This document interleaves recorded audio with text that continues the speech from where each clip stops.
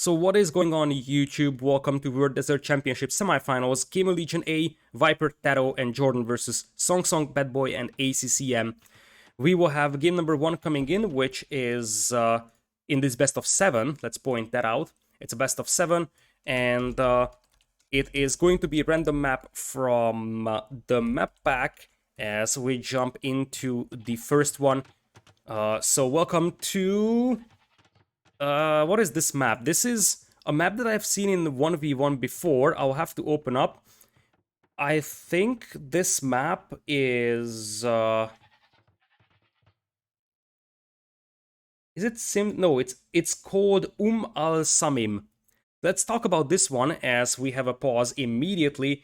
So, we will have a nomad start over here for players. This is one of the craziest maps of the entire map pool. And we will talk a lot about restarts. You could briefly see it on my overview screen, but yeah, that's a restart. That's gotta be a restart. Viper deletes all wheels here. And this is my number 1 criticism towards the tournament. As you could see in the overview screen that I'm going to show in a moment, we will go back over there. At the bottom you can see that 1 restart before 4 minutes per team can be called. However, in the random map pack selections, you can actually call a restart to re-roll the map. I massively disagree with this one, and I think that this is a precedent that shouldn't be followed. A clear example is here. I'm not sure which team is the one calling the restart over here because everybody ended up resigning.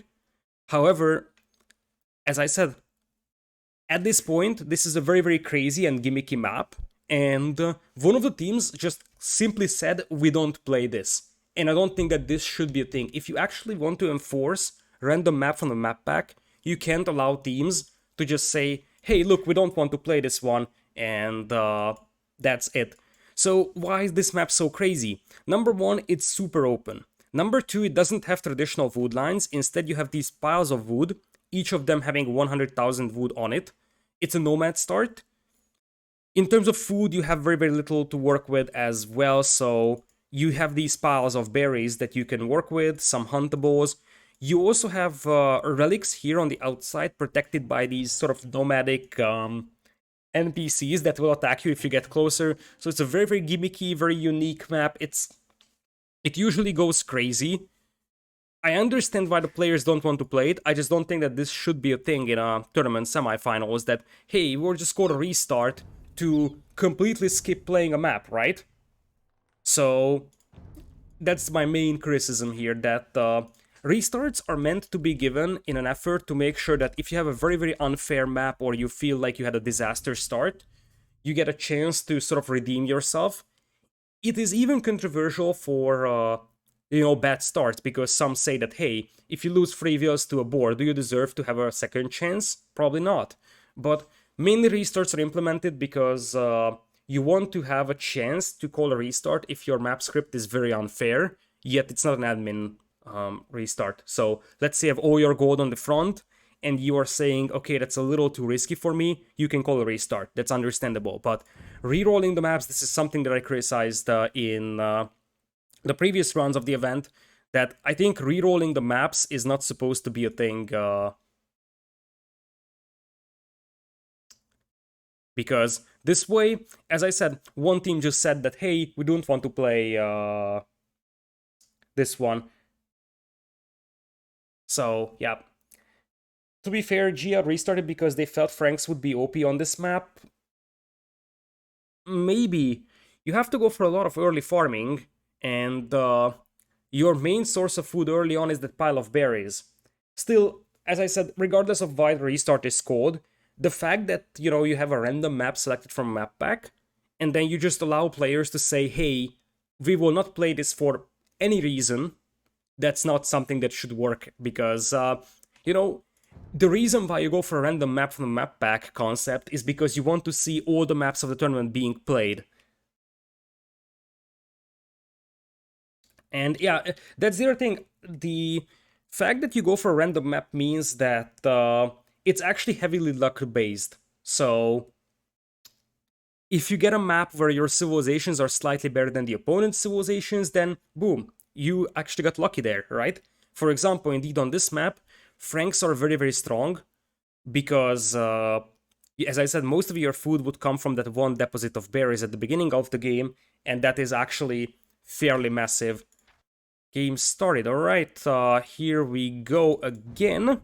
So, we'll go to a different map this time. Let's see what it is, as we are on Atacama. This was something that was discussed very heavily in the previous week's quarterfinals, that this map pack seems to be a little bit biased towards Atacama. Last week we saw like 4 Atacama games in one set.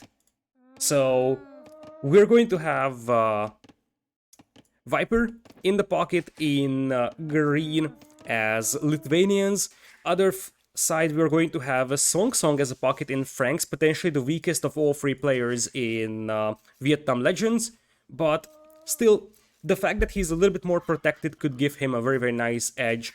He's going to be playing Franks here, and we will have Bad Boy as Britons in purple, and ACCM as Ethiopians in red flanks. Other side, the flanks will be Britons for TaToH in blue, and Jordan for Mayans in teal. And as far as I know, GamerLegion was the team that called a restart because they felt that the opponent's Franks will be too strong on that map.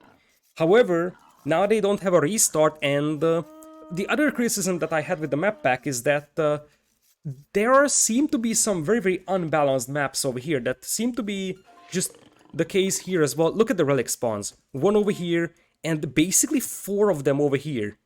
I think Viper is going to be very thankful if he can yoink more than 1 in here, because it seems to be almost impossible to secure those relics for himself.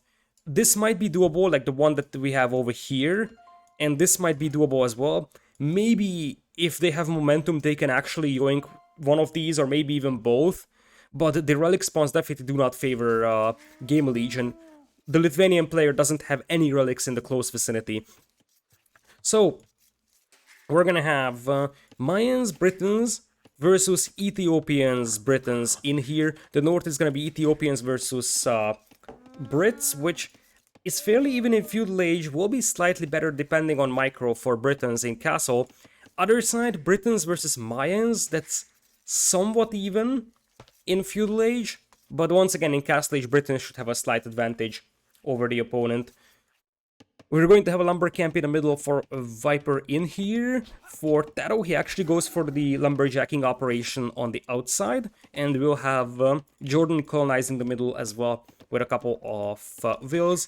Bad Boy will stay on the outside with 4 on wood, and where is ACCM at? ACCM is also staying on the outside, finds a nice lumber camp spot for his vills here. This is a beautiful lumber camp spot for him, and it looks like the entire Vietnamese team is just staying on the outside. We'll have a rush coming in from our purple player. He's already mining gold for this, and it very much seems like this is going to be a premier rush from Bad Boy. I like this move.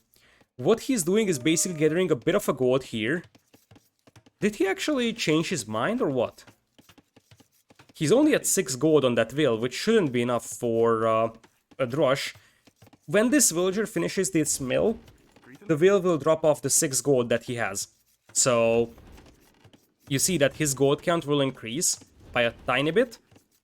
Although he could have waited until he has 10 gold so that he can actually have the appropriate amount needed for the militias. I'm not sure if that was intentional and he just decided that, okay, I don't want to drush anymore, or it was just a mistake. We'll soon see. Technically, he still has the option to go for a Dark Age militia aggression.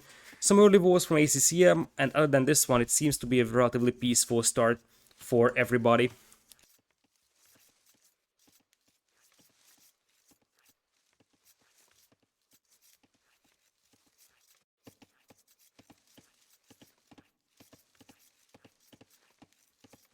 Apparently, all players are actually pretty heavy on scouting the opponents, and very few of them are actually pushing in deer. You have some deer over here for ACCM that's relatively easy to push, but he decides not to. And we will have Feudal Age coming in here first for Viper. He is going up at 20 population. What happened to Song though? Song Song is also 20 pop, and he hasn't clicked up just yet. He just now clicks up, he's got Loom. Did Viper go up without Loom? Nope. What happened here to Song Song? He clicks up one wheel later, but his uptime, actually, that's not that bad. It's 115 versus 142. Yeah, that's alright. It felt a lot later for me for Song Song, and I'm surprised he's going for 21 pop here, because there's actually quite a lot of wheels on berries for him and his Franks. So it's a bit of a mystery why he's going up this late. Not the end of the day, not the end of the world, but still not necessarily ideal for our yellow player. So what do we have on the right side? It looks like militias are coming in here for TaToH. He's probably gonna open men-at-arms here with this tiny bit exposed gold mine. Other side, ACC, I'm probably going to go straight archers with this barracks timing. We will see if he changes his mind and adds a couple of militias so that he can trade these off. He's gonna wall off his wheels on the berries, but there is actually a hole here, so he's gonna be careful because those militias could still hit the berry wheels. Some walls coming in the middle for Jordan, or they finish the barracks, but he's going to play straight archers, and we'll have straight archers as well for Bad Boy, so he changes his mind, no longer goes for the rush. And it looks like ACCM might get teamed up on potentially the strongest player from Vietnam Legends, and I think that ACCM didn't notice that there is a hole here. Because it very much seems like he just left that open, and that's a disaster now for ACCM. Militias from TaToH come in, and ACCM loses one will in here, as the other will most likely be able to escape, but that was a costly hole for him, and I think it was fairly well visible. Not sure why he wasn't able to spot that. Maybe because of how the ground looks like, but still, I don't think that was very hard to spot. TaToH already gets a decent amount of value for those men-at-arms in here. Other side, we'll have archers coming in here for Jordan, same thing as well for Bad Boy. Bad Boy only one range right now, in contrast to already a second range coming in here for Jordan. And the men-at-arms, they will be hitting the woodline of ACCM here, who made a nice little fence around his base for the sake of security, and he's gonna be all good defending this one unless he overchops the woodline. There's a hole here. Oh, look at that. ACCM now reacting nicely and saves those wills. He's going to be able to clean up the man-at-arms with archers, but as long as there is scouts around, one or two archers won't be satisfactory, because one or two archers will just get picked off by scouts. As things stand, ACCM is down one will, but here comes Song Song in an effort to retaliate against TaToH. So far, the only player that actually lost a will is, well, actually two players lost wills now. So it seems like one villager was picked off here from TaToH, because TaToH killed one and also lost one. Let's see the middle, we will have scouts coming in here for Song Song. Viper is also getting the scouts out for himself. Obviously, early on, the Frankish scouts with the extra HP will be better, and honestly, there is no defensive unit over here to protect that will, and Song Song, jumping on TaToH's will here with the scouts, picks off one. TaToH's gonna have to go for a quick wall, and after a good start for TaToH, the momentum seems to be disappearing a tiny bit. A defensive tower is being forced upon him. A little bit sloppy from ACCM to allow those archers to be picked off by scouts, but I think the value is already there for Vietnam Legends. They forced the defensive tower, they managed to pick off two wills from TaToH.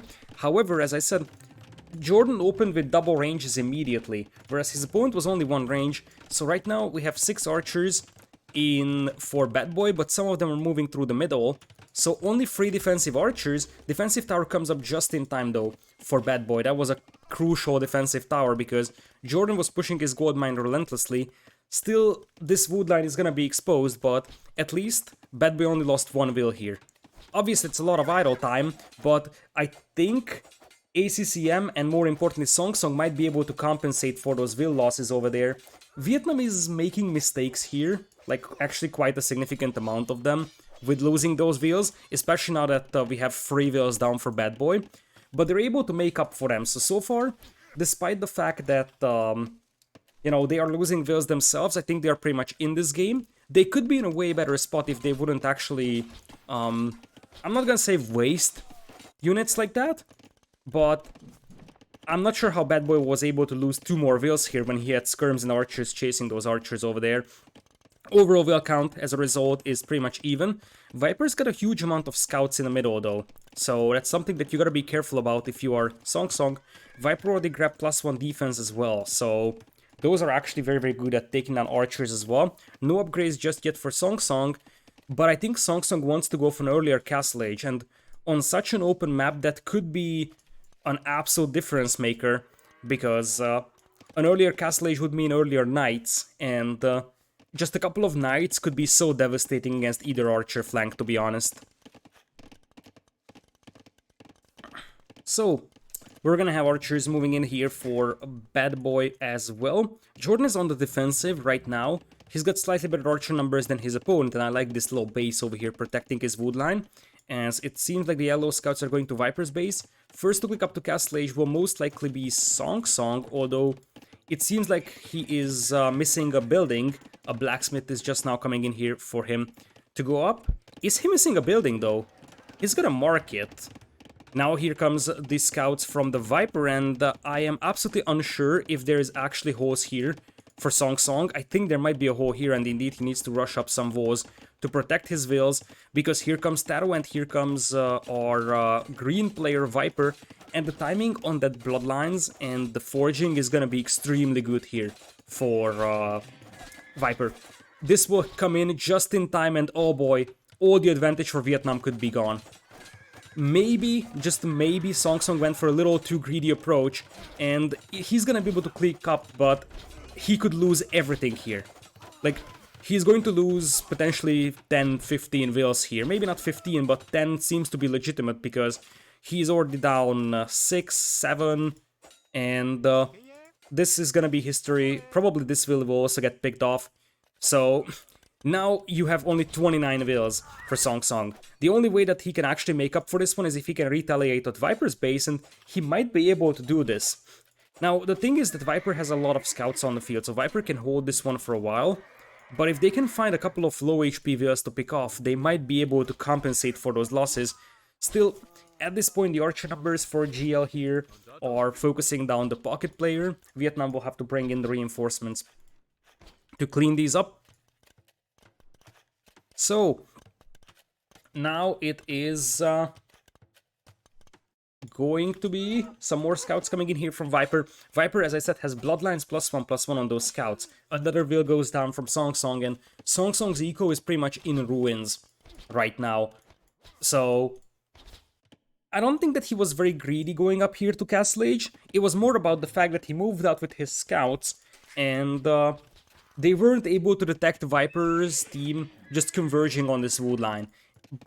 He still will have the advantage of Castle Age. That's the only advantage that they have right now. Jordan is going to be the first GL player and the only GL player right now to get to Castle Age, and this is why this could still work for Vietnam.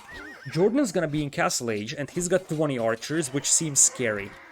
But if the first knights of our yellow player go to Viper, Viper could lose a couple of vills, and Jordan is also losing vills here as well.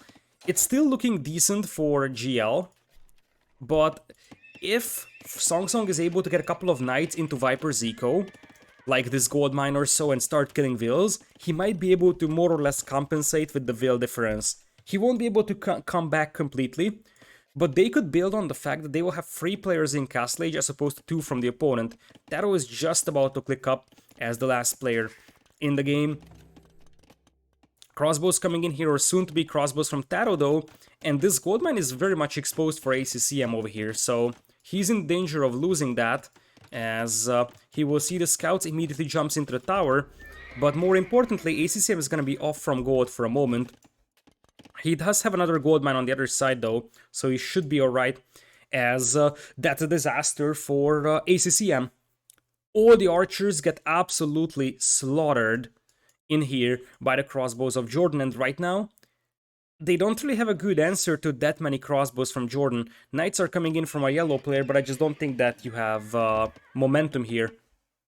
Like, by the time they clean these up, they might be able to clean up TaToH's army here. Jordan is gonna have an untouched way into the base of Bad Boy. Though Bad Boy is up to castle, he doesn't have any units back at home. He has, okay, they're not just now arriving, and he's gonna have the Britain range advantage overall, but he will probably lose 2 more vills here. and the university is gonna go denied. So Jordan is doing a very nice job at just denying and delaying that second TC on the way for him. Viper is also adding a second town center, whereas for Song Song that's just a distant dream. GL has a 20 Vils lead overall. The only weak link could be TaToH, who just lost his entire army, and the only way I think that GL might have a shot at this one is to try and push TaToH. This TC will go up just in time, so these crossbows won't be able to stop that one, but it got closer than what it should have been. University goes up here for bad boys. 17 crossbows is the count right now, as we'll have 2 TCs for everybody but TaToH on GL's side. TaToH grows for crossbows as well. University ballistics as well for him, as they are sort of going for team wall style layout. Crossbows now moving in from ACCM. If he can force an engagement before TaToH gets to crossbowman, that could actually work out very nicely. But I don't think there is a hole here to try and force an engagement at, so I don't think that that's gonna be a big thing. Big fight in the middle coming in. That's quite a lot of knights from our yellow player, Song Song, but there is no crossbow support from ACCM or Bad Boy up until now, so I don't think that this was a good enough engagement here for Song Song. And we got Chaboy AoE with the Prime sub for 4 months. Thank you so much, I appreciate that. Welcome back. Okay-ish engagement here for Vietnam, but not something that's decisive. And you see that now the crossbows are diving in on the crossbows of our purple player. And once again, I think that GL just took a way better fight. As long as you can keep the distance with the Briton crossbows, they will be better than the Mayans. But once the Mayans can close the distance, Mayans will just eat up Britons in terms of cost efficiency. And right now GL possesses a nice and easy 15 army lead, and more importantly a 30 Vils lead that just keeps growing and growing because Viper behind this one is on 3 TCs. And with the current momentum that they have, it's actually possible that they can steal this relic, and probably this one even. So Viper could go up to 3 relics. Crossbows now from our red player ACCM will slowly get grinded down by the knights, although he should have enough to clean this one up overall. At this point, it's 15 and 22 crossbows versus 27-17. That's actually pretty close. The bigger problem that Vietnam is facing is that they will just get outboomed. So they're able to keep up with GL in terms of army numbers, but not in terms of economy, because they suffered from so much damage at the beginning. And as I said, this sort of free stable all-in from Song Song isn't really going to work out with 1 TC. 38 Vils compared to 64. Viper almost has double the Vils compared to Song Song in this one, and that is obviously far from ideal. You will have at least 2 TCs for each and every GamerLegion member in this one, whereas on the other side, you have 2 TCs for ACCM, but still just 1 TC for Song Song. Bad Boy is on free, but now he's the one that's gonna get tripled, as I think that this is getting closer and closer to the domain where those crossbows might actually be able to afford just diving in on the gold mine, taking the losses to a tower in an effort to kill like 10-15 Vils on that gold mine, or you can just go a little bit more conservative, bring in Viper's Knights, and just try to take down archer ranges, destroy the production of the opponent. And as I said, the problem for Vietnam is that they just don't have the economy, so even if they win a fight here, they are already massively outboomed, and Viper is living life here. 74 Vils compared to the 43 the opponent's pocket. I think the deciding factor in this game was Viper's scouts, and also supported by TaToH's and Jordan's archers, but it was mostly Viper's scouts doing the work there, getting to Song Song's woodline. That set him back so much that Song Song wasn't really able to contribute as much as he should have been for a while. Now, there is a very slim chance here for Vietnam Legends that they can force an engagement in the middle, win a fight, and then try to take down the opponent's eco. And honestly, this is not something that Jordan expected. He loses a couple of Vils here at his base. He is not having amazing Vil counts, but that still probably won't be enough, because in exchange, the crossbows from TaToH here could be moving into the base of ACCM for a couple of Vil picks, and we got Top Blue with the Prime sub. Thank you so much as well. Welcome back.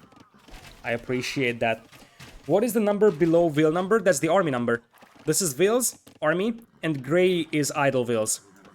So that's how you know that Viper is at 84 Vils, going into Imperial. Whereas, obviously, Song Song is nowhere close to doing that. He can barely sustain producing the knights that he needs on the field. 224 wills versus 189 overall in the possession of Vietnam Legends. The pocket has taken too much damage in here. Unless they can actually use their armies like right here, right now, to inflict insane damage on GL, like remove 50 wills from the opponent.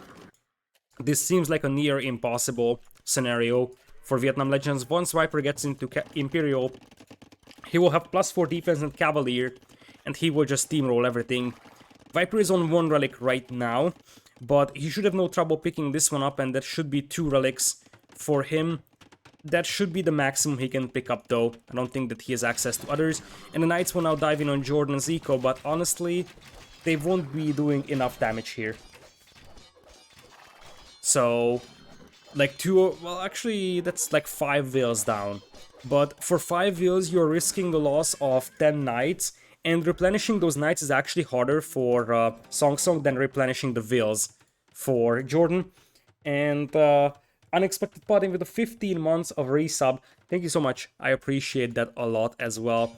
That's a long time, 15 months. Thank you, thank you. Looks like Viper is going to have a bit of a fail castle over here with crossbows and knights denying that. And if Vietnam wants to get back into this game, they need to take fights like this. Well, not this one. There is enough crossbows here from TaToH. Although now there's quite a lot of nice jumping on them. Imperial Age on the way for Jordan, though. Imp will be coming in here for ACCM, and the TaToH's army is gonna get destroyed. I feel like now Vietnam is doing the right moves, and he's actually, or they are actually playing very well here. But the damage that they have sustained from, or that they have taken, is just probably too much. Now, Viper's cavalry is actually going down here quite rapidly. So, there's a chance that they can somehow edge out stalemate until you have Imperial Age coming in for both players from Bad Boy and ACCM, and the crossbow numbers are still pretty promising for them. Obviously, Song Song needs a long time until he still becomes a factor with Imperial Age and Cavalry, but Vietnam might be able to edge out the stalemate. ACCM with a nice and easy horse clear timing at 36 minutes, better late than never. Jordan, however, is already up to Imperial, and he's grabbing, or at least he's trying to grab Arbalest and Bracer, but where is the upgrades at for Jordan? Where is the upgrades for Jordan? He's just now grabbing Bracer. So, it looks like those raids on Jordan's eco meant that he wasn't able to afford the upgrades. He had so much idle time, lost quite a lot of wills, and you see that he's just now grabbing Bracer and Arbalest right now. TaToH is moving up with a couple of crossbows as well. They will try to force a fight here before the Vietnamese actually get into Imperial, but I'm not sure if that's actually going to be the case. Oh, it's gonna be the case, and Viper's timing is gonna be perfect. Look at this timing. Just in the moment when the fight begins, Cavalier is going to be in, +4 defense is already in. If this army goes down from Vietnam, it's game over, I believe. So, like, their best shot is retreating to these town centers and using the TC fire to help out a little bit. This army needs to survive for Vietnam Legends to have any shot at this one. Viper knows that, and he's trying to get its surround here. The TC needs to be garrisoned with wills, so they actually have some additional firepower, but even then, I'm not sure if you can keep this up. Still, the TCs will help to stall this one out, and as I said, you just need to stall this out a little bit until you get to Imperial and get Bracer and Chemistry yourself. Because once you have that, you can take down those Cavaliers once again. If Vietnam wants to win this one, they have to play a very long game and allow Song Song to reboom into this one. A little bit of a premature fight here for our purple player, because he doesn't have Bracer and Arbalest just yet. But they try to save this TC here from Song Song. Won't be successful though. So, Arbalest is now in. 32 versus 63 ARPs from Jordan though. Jordan's got a huge amount of ARPs here. Castles on the right side by both players are coming in, as ACCM will see that, and he should queue up a trap immediately to try and deal with that one. The good news for Bad Boy is that he can pick off those ARPs from a distance with the Britain ARPs. The bad news for Bad Boy is that those Mayan ARPs will be way better than the Britain ARPs are once they close the distance. Now, one thing that Song Song could try to do with his knights is try to go for a couple of raids, because this way he could use those knights in a situation that is actually helping his team, yet, you know, it's not a direct engagement, because in direct engagements his knights will just melt to the orbs of the Mayan player. GL already working towards setting up trade over here. Viper clicks Paladin. Slowly but surely Song Song is working towards getting back into this game, and that is not something that should be overlooked. Now, Viper still has 36, soon to be Paladin here, and he's sitting on 1 relic still. That's not a huge amount of relics for Viper. That's the only thing that could save Vietnam Legends here. Because the thing is that I think that if Viper had 3 relics on his side of the map right now, he would be on 3 already. As the Knights are now coming in, Song Song slowly climbing back into this game, and while I like the fact that TaToH actually stonewalled himself, there is definitely an opening here on the outside, so this is open. And if those Knights dive in to TaToH's eco could collapse very, very easily. Viper's gonna have to dispatch the heavy cavalry to deal with the traps in here, and he will probably be able to do so. ACCM tries to build some quick walls in front to prevent that one from happening. One trap goes down. I think the other one will survive for the time being. And look at Viper. Viper is actually getting a couple of stables out of the back of the opponent's eco to deny potential future trade. Some raids are coming in here from Song Song, who clicks up into Imperial right now. But Viper almost in with Paladins. Stonewalls on the way for the Vietnamese team to try and just slow down this progress. If you actually have full Stonewalls here, which is not the case, there is definitely openings here, then those Paladins will definitely be slowed down a little bit. Still, like, with these numbers, Viper can actually jump a castle here, and you see that he actually will commit against that one, although that's quite a lot of Paladins going down. On the north, TaToH seems to be losing this castle, and what's more important is that Viper's forward here was actually revealed. Now, the thing is that he's still gonna be able to make Paladins and probably just make sure that this Knight won't just bash this stable down, so you can actually get a couple of Paladins in here. Viper takes down the castle with the pure Paladins, and we already have Siege Rams and Arbalest pushing in here for Jordan. The chances are still very, very slim right now for Vietnam Legends. Nice quick pause over there from Song Song to protect his wheels from the Paladins. But the thing is that TaToH is not having a very, very nice time either. In fact, he doesn't even have Arbalest. He's got Elite Skirms. And remember that Song Song is up to Imperial as well. The chances for Vietnam are slim, but it's not like it's non-existent chances. Still, dealing with this push is gonna be very challenging because those are 50 Lithuanian Paladins with +5 right now. And the other side only will have like 27. Soon to be Cavalier with +4 defense. It looks like we will have a conversion in here from Song Song. That's the only Paladin that he's gonna have for the time being. Bit of a misplay over here from Vietnam, losing quite a lot of those orbs to the skirms in the middle. The castle from Viper is slowly going down. Still, as long as the pocket player from Vietnam Legends isn't able to contribute with a huge amount of Paladins, this game is supposed to be in the favor of GamerLegion. Because despite the fact that TaToH is probably behind compared to ACCM, at this point I think Jordan and Bad Boy are relatively even, but Jordan probably has a bit of an edge. But Viper is like years ahead of our yellow player, and this is not a thing that should happen here.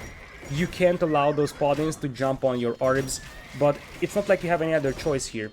For Bad Boy, he will try to take the best choke point engagement that he can, but Bad Boy is already being pushed back too much. As I said, the pocket player in purple or in yellow, Song Song, was set back so much. So now the castle goes down. I think this game was pretty much almost over in Feudal Age, when yellow just got absolutely annihilated. He is set back so much that he's still nowhere close to contributing anything. Like, he's got 25 Cavaliers, that's nice. They're cleaning up skirms on the right side though, and at this stage of the game they should already be, you know, trying to focus down Viper's Paladins, but obviously Viper already has Paladin with full upgrades. These guys are missing, even +2 attack is missing. And I just think that this is now going to steamroll the base of our yellow player. Song Song might be forced to take an engagement over here that is going to be a bad engagement. I definitely think that this game was gone in the moment that Song Song went down to 29 wills in Castle Age. And rebooming from that position is extremely hard, and now you see like mass migration in the pocket. This will just spiral out of control. GamerLegion now has double the eco, and I think if I had to name one thing that went way better for GamerLegion, that was timings. Viper's timing, especially with those scouts, but also the other players' timing, so TaToH and Jordan, their timing was always right, and they took the fights when they were needed to be taken, just when they got the upgrades in.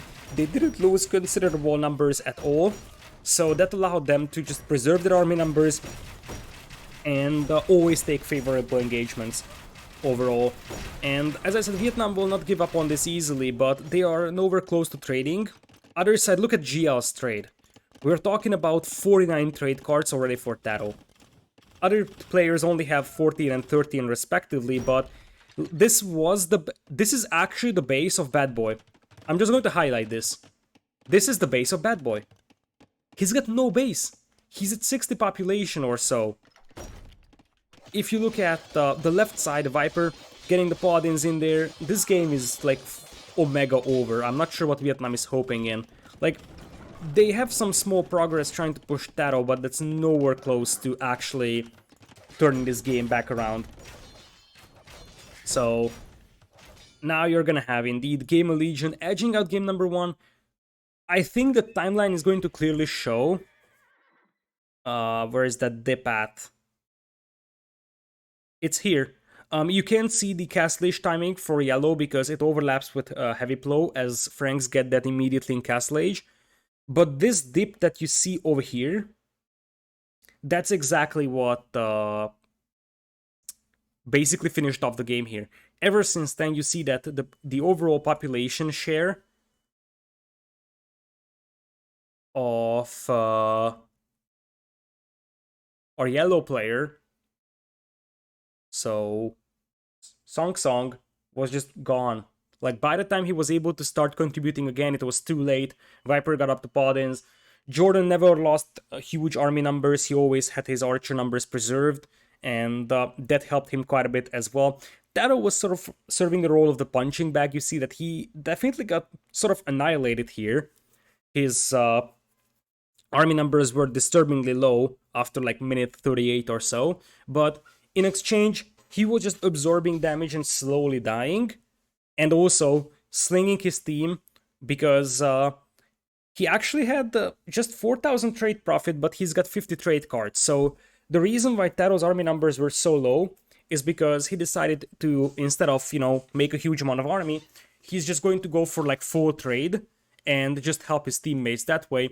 In terms of resources sent, he only sent 500 resources, so this is not a project that actually ended up operational, but probably if the game goes a lot longer, then TaToH's role would have been much more significant when it comes to slinging gold to his teammates, because that's why he went up to something like 50 or so trade cards, when the other players only had like 10 or so. So, yeah, Viper 1.76 KD over here, and yeah, that's basically it. Viper reaching Imperial, and they were once again able to take some good fights over there. Like, for example, this one. This was the final deciding fight over here, where Bad Boy just lost all his army. And with that, we will now go into game number 2, I believe. It's a best of 7, and as you see, game number 2 will once again be a random map from the map pack. So let's see. Let's see what we're gonna grab as game number 2. The rules are fairly simple for these random map pack games. You can choose whatever civilization you want, but you can't repeat the ones that you played in the first game. So neither of the teams will have Britons available, but you are gonna have everything but Britons, Lithuanians, and Mayans for GL, and on the other side, Ethiopians, Britons, and Franks for Vietnam Legends. GamerLegion already used up their restart, which means that they will not actually be able to sort of re-roll the dice on the random map again. In contrast, Vietnam can still re-roll the map. They are setting up the game right now, so we'll soon have game number 2 coming in.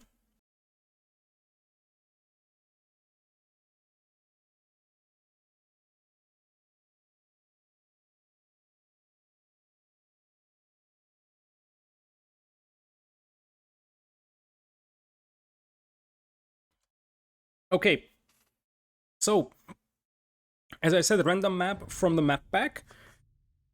I would think that Vietnam is gonna pull the trigger on Lithuanians now. The thing is that Lithuanians is one of the best and most versatile pocket civilizations overall. It's a great pocket in standard land maps. It's very, very good as a civilization in hybrid maps as well. So wherever you go, Lithuanians will help you out quite massively. And I would think that Vietnam Legends should go for that one right now, especially because you're down one game.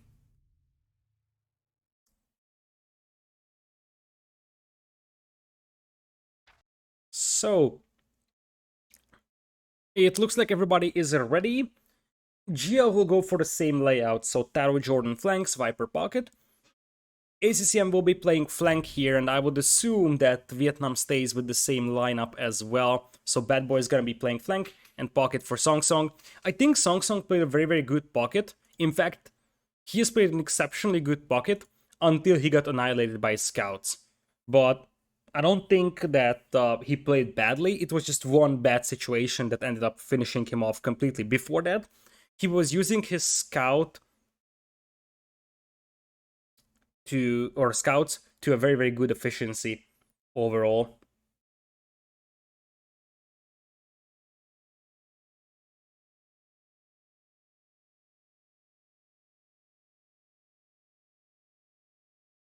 All right.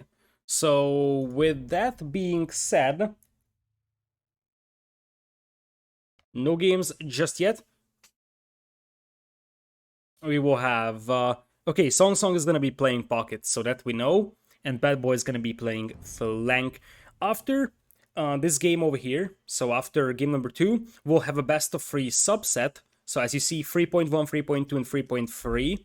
We will have 1v1s between the players of the teams, and whoever wins this best of 3 1v1 set is going to be the one that gets one score. And then game number 4 to 7 will be preset maps.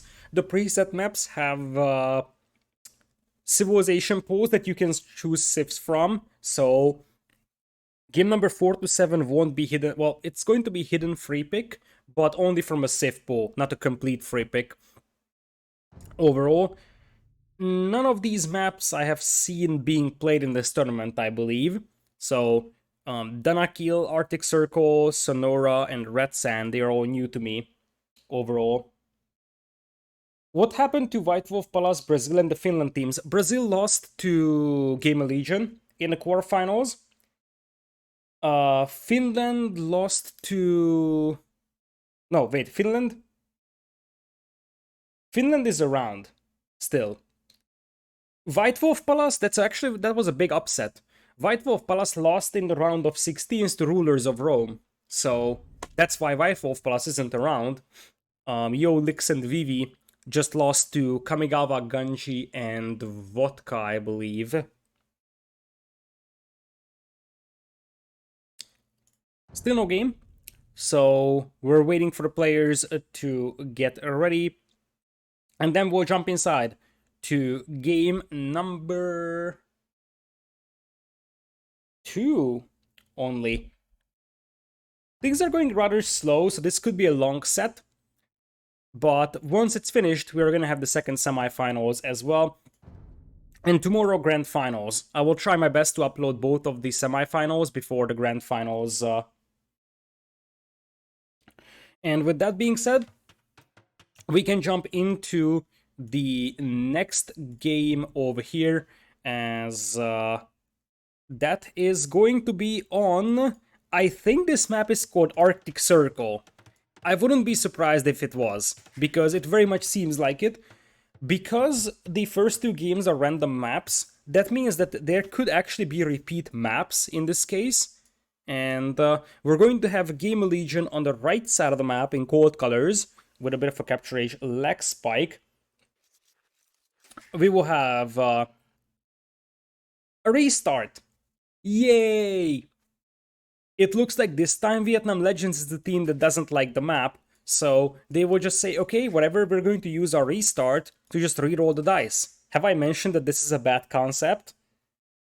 So, this is not a win, but yeah, let's talk about why this map is something that Vietnam wants to reroll. First of all, Chinese for Bad Boy in purple, Indians for Song Song in yellow, and Mayans for ACCM in red. This map has quite a lot of like ice on it and quite a lot of fishing. I would assume that you can actually fish in here. And the thing is... Wait. Wait a second. I'm sad now. Look at these cute penguins. And we can't see a game on this map. Imagine all that fighting, like big cannon galleon and the fire ship fights, and the penguins are just chilling there. By the way, can you actually melt ice with fire ships? I know you can't, it's just a joke. But, oh, it's so cute. Penguins! I think that this map always spawns with penguins. We will see this map regardless, by the way, so this could be something for Vietnam. I can imagine Vietnam calling a restart here because they're like, okay, we have a good strategy for this map, but we want to use it on the preset game and not use it up in this one. Are they actually attacking? They have 1+0 attack and 15 HP. It would be the most disappointing thing ever if they actually attacked whales trying to make docks and the whales just kill them. That would be very disappointing. Vietnam's civilizations are also not necessarily amazing for this map. Indians is a civilization that you probably prefer on more closed style maps, because you want to have a nice and easy boom into Imperial camos overall. Anyways, they will reroll the dice, and now both teams are out of restarts, and that means that whatever is going to be happening in this game, there will be no restarts in this one. So we're going back to game number 2. After re-rolling the dice on the map, we are here at Boss Champ. Boss Champ. Look at this. The favorite, like one of the best looking maps of the entire tournament is this one. This is called, let me open up my cheat sheet, Unianga. It actually looks very much like an oasis, and this is actually more of an oasis than the actual map pack oasis map is. So welcome to Unianga. We're going to have Viper as Franks in green pocket. To the north of him, it's TaToH as Vikings flank in blue, and Jordan as Teal flank in Chinese. Other side, it's going to be Mayans for ACCM in red as flank. Other flank will be Chinese for Bad Boy in purple. And a pocket is going to be Indians in yellow for Song Song. So here's the deal. This map is actually very, very similar to Arctic Circle in terms that you have a bunch of fish in the middle that you will probably have to go for. So it's a hybrid-ish map to work with. I'm not sure how big of an improvement this map is compared to the previous one for Vietnam Legends, although the outside might be easier to defend. It still requires quite a lot of volleying, and you can never fully volley yourself, because these are shallows alongside the water. although the thickness of the shallows don't seem to be consistent, so you can actually drop dock over here, so you can do like walls and then dock block. That actually works out. The relics on this map are all in these middle islands, and so are some gold deposits, but some of these gold deposits are impossible to mine in camp in many ways. The Vikings here for TaToH seem to be a very, very good civilization indeed. It looks like our cold color team took the gamble on a civilization that is a good flank, but not necessarily as good as, let's say, Chinese or Mayans are. However, it is going to be very good for water maps or hybrid maps. Now, TaToH can just go for fast castle longboats here, that's for sure, but he could definitely open with galleys even, because the thing is that these islands block the movement of fire ships very, very nicely, so you could potentially get decent results with just a couple of galleys against fire galleys, because it's not like it's one big open water space in the middle, it's more like it's narrow causeways and stuff like that. Dock comes in here for Viper in green, and we should have a dock as well for Song Song. You gotta do some sort of fishing, especially with the Indians, because you will have even the fishing, like the villager shoal fishing bonus here. So if you drop a dock here, then you should have a nice value from that. Unianga are a group of 18 beautiful lakes in Chad, Central Africa, the heritage of wet past of Africa. Indeed, this is something that we haven't talked about right now, as ACCM is going to be forced to retreat with his eagle being chased down by 2 scouts. All of these maps in the tournament are actually depicting like real-life places. Right now, it looks like Jordan is trying to block the scout of ACCM, while Viper is the one hitting it with his scout, but it looks like the GL members will run into a TC fire over here, so at the end of the day, I'm not sure who actually ends up better with this fight, because ACCM can always heal his eagle inside that TC, so I don't think that this was worth it for GL. One thing we haven't talked about is that we have a huge amount of huntables here on the outside, so this is something that you can actually use later on if you feel safe here. However, I have to add that it's very, very open, so you probably don't want to go there quite early, because opponent scouts could definitely get to you and pick off a couple of whales. Other than that, the map seems to have standard starting resources. Stone seems to be a little bit more scarce, and it tends to be towards the outside rim of this greener area overall as Bad Boy starts walling himself, and this is what I was referring to. You can actually do dock blocks like this. So you can't build walls on the shallows, but if you build a dock here, that's going to block this. This is why on maps like, let's say, Hidden Cup Bay, the thickness of the shallows is always greater than the size of a dock, because that prevents a dock block and allows for a lot more open gameplay, or like open map style gameplay. Bad Boy also eats a lot of damage on his scout running into TaToH's TC here, but Song Song on the other hand, he could try to take this whale down over here. This whale does have loom right now, so it won't be successful until Song Song gets into Feudal Age. Speaking of him, he's the one clicking up to Feudal Age first. Actually, slightly faster was Jordan, but basically Jordan, TaToH, and Song Song will be the players getting up first. And what are the others doing? It seems like everybody is clicking up, but ACCM is clicking up quite late in here. I'm not sure if his build order was just messed up or what, but this doesn't seem to be a fast castle to me. It very much seems like he's just gonna be playing archers. Everybody with a decent amount of fishing.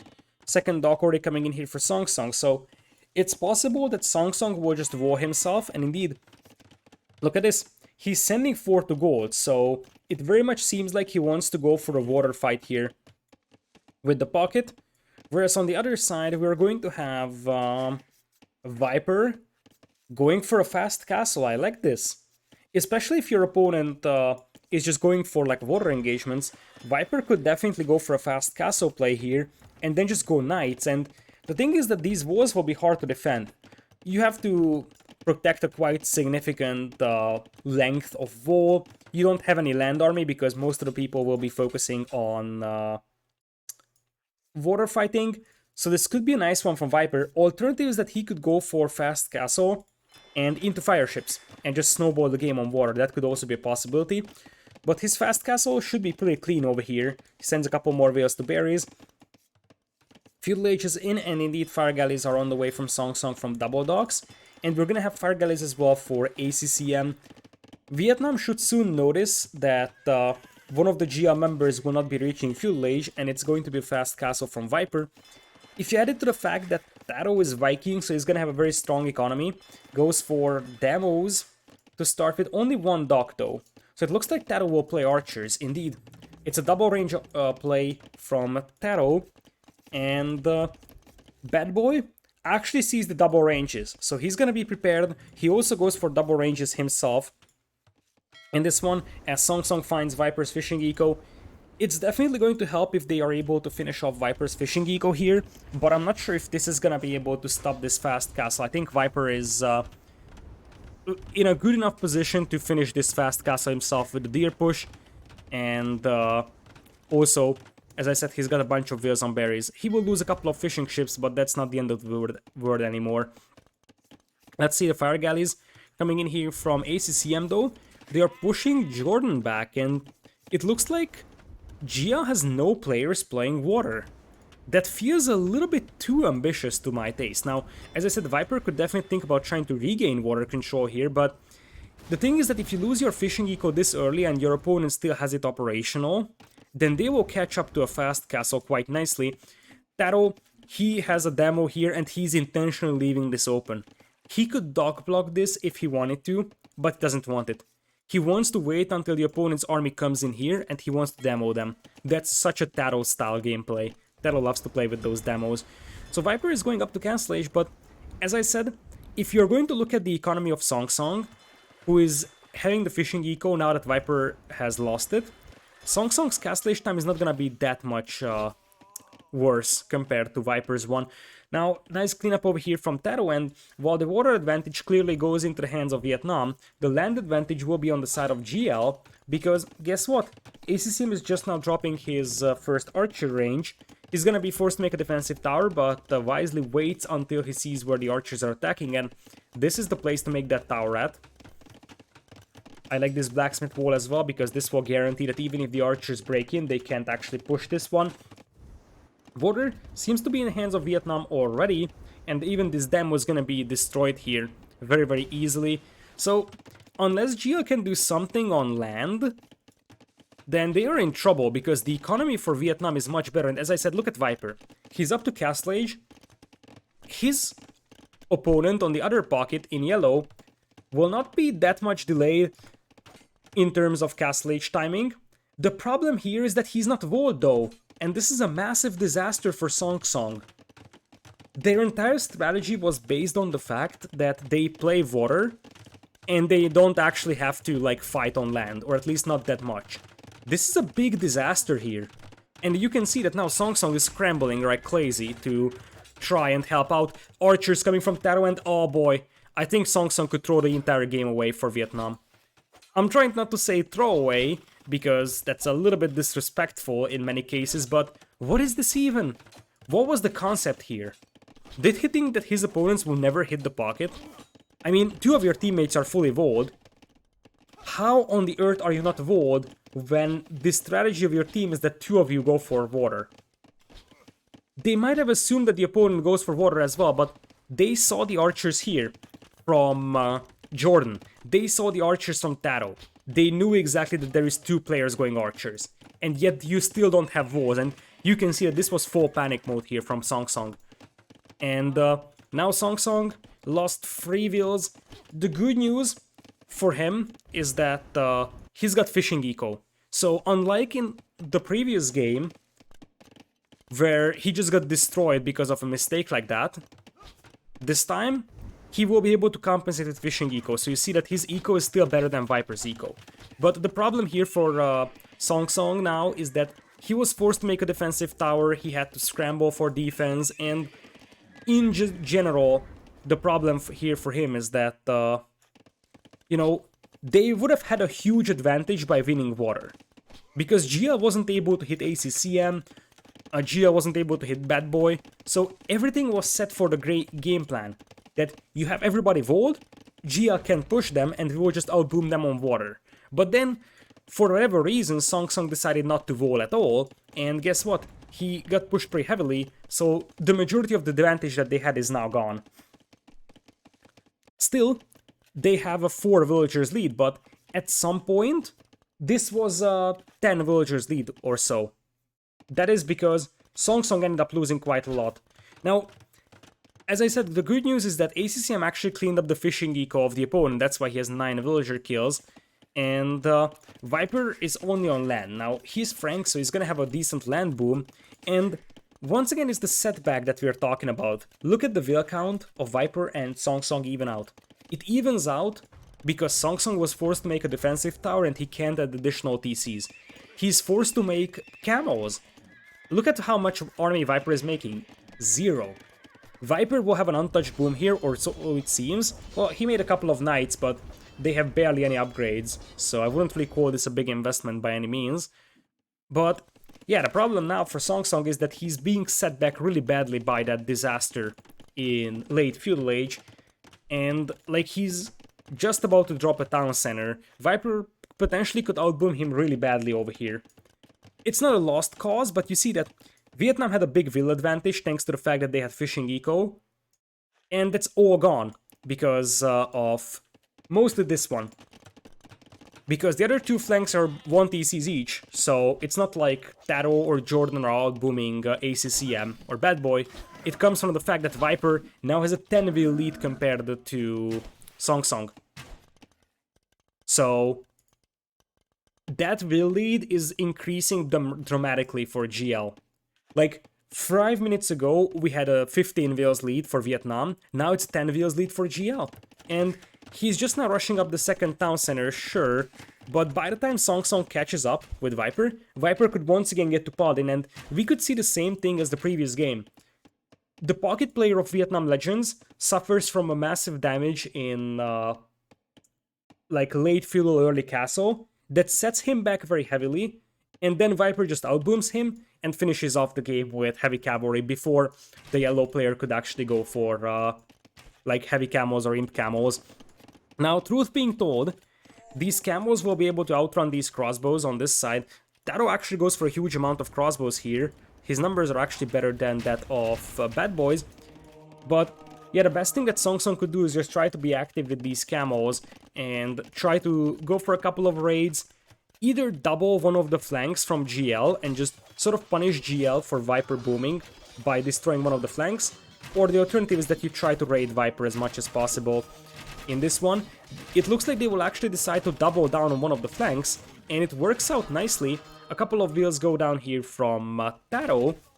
Second TC on the way for our teal player Jordan, and now the crossbows from ACM are looping around. If they can hit Viper, who is now booming on 4 TCs, that could be jackpot.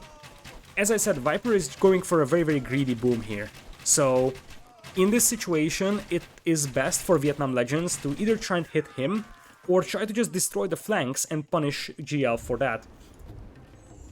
Still, 15 vills lead right now for Viper compared to the other pocket. Other side, we do have a decent vill lead. Bad Boy is at 46 versus 43 from TaToH, although he doesn't have heavy hand cards, so that's fairly even. Now this army gets cleaned up. GL's army numbers are still close to the army numbers of Vietnam, but GL still overall 15 vills lead. In this one, I think if you're Song Song, you also want to keep adding fishing ships, because you actually need like mass villager production, so to say, in this one. Now, this is the moment where Viper could be in a bit of a trouble, because if those crossbows actually time a strike on the wood line well, and they don't, that was a massive, massive misclick from ACC. I'm not sure what happened there, but he pretty much maybe just patrolled those in, and they started attacking the farm. That allowed Viper to react, and Viper didn't lose a single vill. Those archers needed to creep up here on the wood line and take down 4 vills to have any shot at this one. You see that the vill difference is just constantly increasing, and Viper is already pumping out a huge amount of knights over here with +2 defense. There's a decent amount of camos here, but Viper even taking down those combat ships, which would allow our green player, or to be honest even TaToH, to drop docks again and start going for longboats. On the other side, it looks like while ACCM has all his army on the front, Jordan moves in. His crossbow numbers are way better than that of ACCM's. In fact, ACCM is down to 8 crossbows.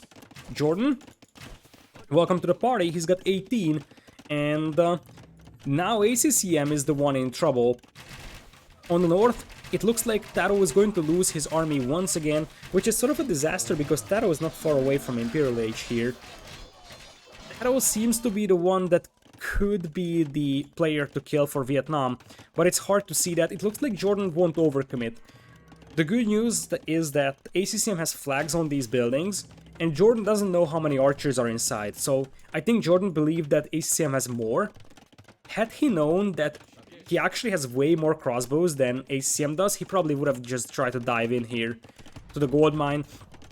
But that's a bit of a luck there as well for Vietnam Legends, because if Jordan decides otherwise, ACCM could be like half dead. Speaking of ACCM being half dead, here comes Viper with a bunch of knights. And are they heading towards the pocket? That's the question. Viper 96 wheels, 73 as well for Song Song. On the north, we'll have Viper coming in with knights as well. Viper's got a huge amount of knights on the field, man. It's hard to see that, or hard to imagine that this is only 25, because you have a big group on the right and a big group on the left as well. Kind of evenly split, about 10-15 knights on each side. Mangonel actually gets a decent attack over there on the crossbows, and will miss the second shot. So this will force Bad Boy to retreat, and you see that Viper is able to have more villagers and more army than Song Song. All can be traced back to that one push. Now, if Viper is not paying attention, he could lose his knights before the crossbows can catch up. This is not a fight that Song Song wants to take against that many crossbows though, as GL members will click up to Imperial one after another. First probably Viper, then followed by TaToH and Jordan. And in comparison, Song Song is nowhere close. It's one word and it's called setback. Now this could be a good fight here for Vietnam Legends though. They take the fight here, get a good surround on the knights. This is actually a very good fight here for Vietnam.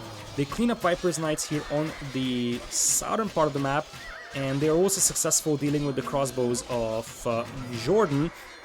So suddenly the army numbers drop heavily for GL, which hurts really badly considering that Jordan just clicked up to Imperial, so he wants to preserve his numbers. Same for Viper. But look at the north. TaToH is pushing, he's getting close to Imperial as well. And the most important thing is Viper. If he gets to Imperial and gets Cavalier, I don't think that Vietnam stops that. Same thing with Arbalest. And unless Song Song gets to, or cooks up to Imperial very soon, this game is gonna be over when GL reaches Imperial and they will get Arbalest. Because Vietnam will have no answer to the Arbs here. Imperial Age coming in as well for our purple player Bad Boy, but everybody else is still kind of far away. And GL is just flat out outbooming Vietnam. Only now is Vietnam able to catch up in terms of will count, but in terms of overall resources gathered, it's probably way better for GL. And look at that, TaToH actually going for some hunt here. I like this, because the opponent is probably busy fighting in the middle and on the front lines, so you can probably get away with a bit of a hunting here. Now, here's the deal. This army should not go down from TaToH, and it looks like Vietnam knows that it's heading this way, and another cleanup like that could actually once again drag out the game a little bit for Vietnam, as they will click up as well. Mangonel comes in now, TaToH's gonna have to micro this one. That's gonna be a tough micro overall. Mangonel misses the shot. It's a mistake, however, that the camos are actually leaving. The camos would have helped so much cleaning this one up. It's still gonna be a cleanup, especially with that big Mangonel shot, but more crossbows will be lost than needed. It very much seems like, however, that they want to force this engagement before the imp upgrades come in for Viper. That's the problem that Song Song is facing. It's number one, that he's later to Imperial than his opponent. Number two, heavy camo is going to take quite a lot of time to get to as well. Number three that Vietnam is facing is that you already have Arbalest coming in here for Jordan, and he's stacking into Siege Ram as he should. The same thing should be done by ACCM over here, but he's not doing that just yet.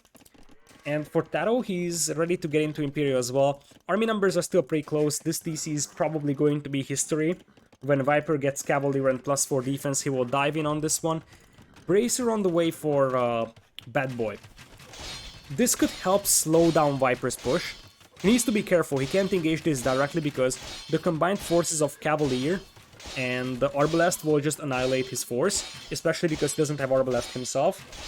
But he can potentially try slowing this push down. They need to do exactly like this. Run forward, fall back, run forward, fall back. I think that you would even have to sacrifice 3 ranges or so to preserve your archer numbers until your pocket gets to heavy camo.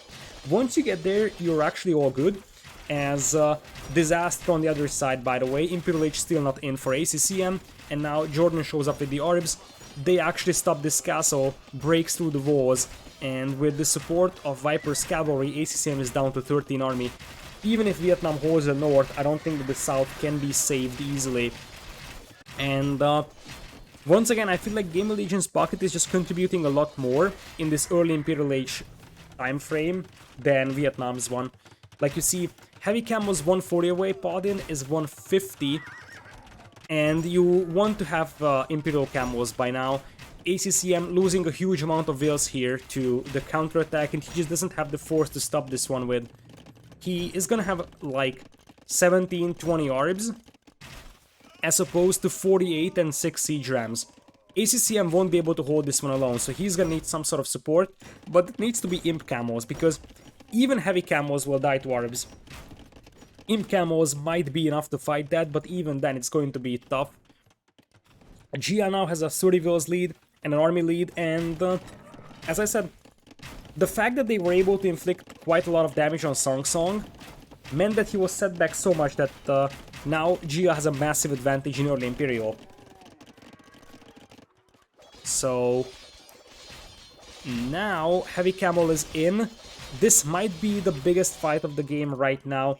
I am seeing 55 orbs from TaToH, only 30 from Bad Boy, but that's a lot of heavy camos. Paladin is just 9 for Viper.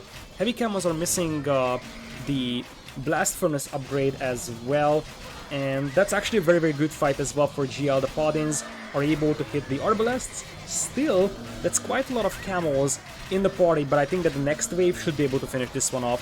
You see that camos without the attack upgrades are actually pretty bad at killing Arbs. That's the difference, that Paladins can just jump on Arbs and annihilate them because they have like 18 damage output, whereas these camos only have 9. And you see that this was far from efficient. If you add it to the fact that ACCM is about to die here, I feel like this game seems to be in the hands of GamerLegion once again. Pretty firm economical lead for them. They are already setting up markets for trade. And more importantly, it's the army numbers. 170 versus 90. And indeed, Bad Boy resigns.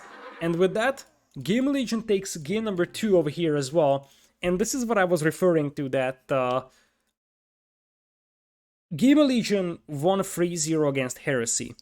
And Heresy is a very, very similar team to Vietnam Legends in terms of playstyle. It's a team coordination heavy team.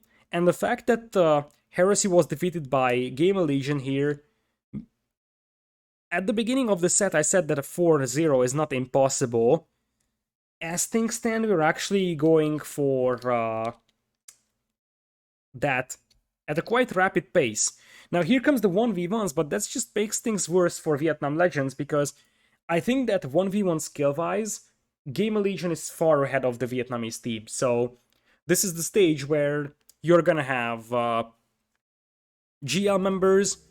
Like, if you put Viper up against ACCM, you're probably gonna have Viper win.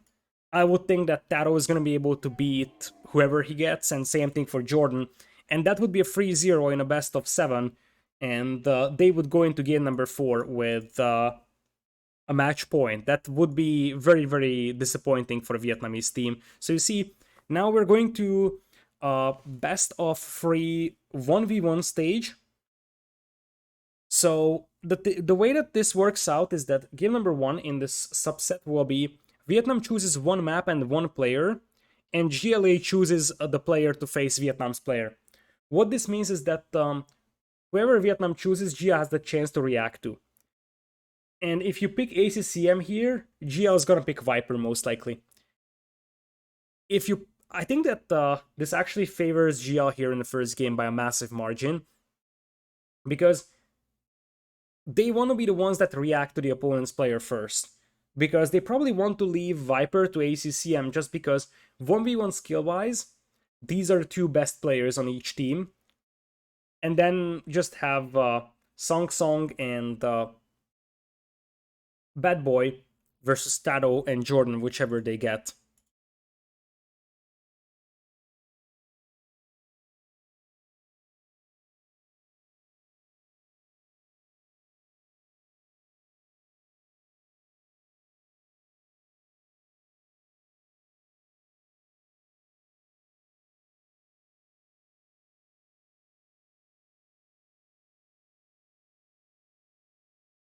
Okay, so let's take a look at the games.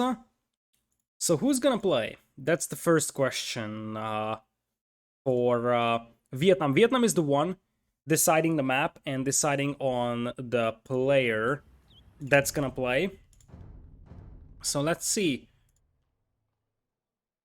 I think it's hard to say who Vietnam should choose because, as I said, whoever Vietnam chooses, Gia has a very, very nice chance to react to that. So I struggle to see how this could work out nicely for Vietnam. I'm not gonna lie that I think that the first two games were vital for them. And now that they are gone, their chances are getting smaller and smaller. Now, it looks like Jordan is hosting. So it's possible we're going to see Jordan. Game 4 to 7 is 3v3, yes, exactly. So it's only game number 3 being this 1v1 subset overall. Right now it's a 2-0 scoreline for GamerLegion, and we're waiting to see who plays for GL, but it very much seems like it's gonna be Jordan. And the question is who he's up against. Vietnam is the one choosing a map here, so I would say this could be the time for Al Saim that we have seen before, because I think Song Song had a very, very crazy 1v1 on there in the previous round overall. So, it looks like Jordan is gonna be playing, and we will soon figure out who he's gonna be up against. So, at this point, let's see, GL. I'm just gonna Song Song against TaToH game. I don't know.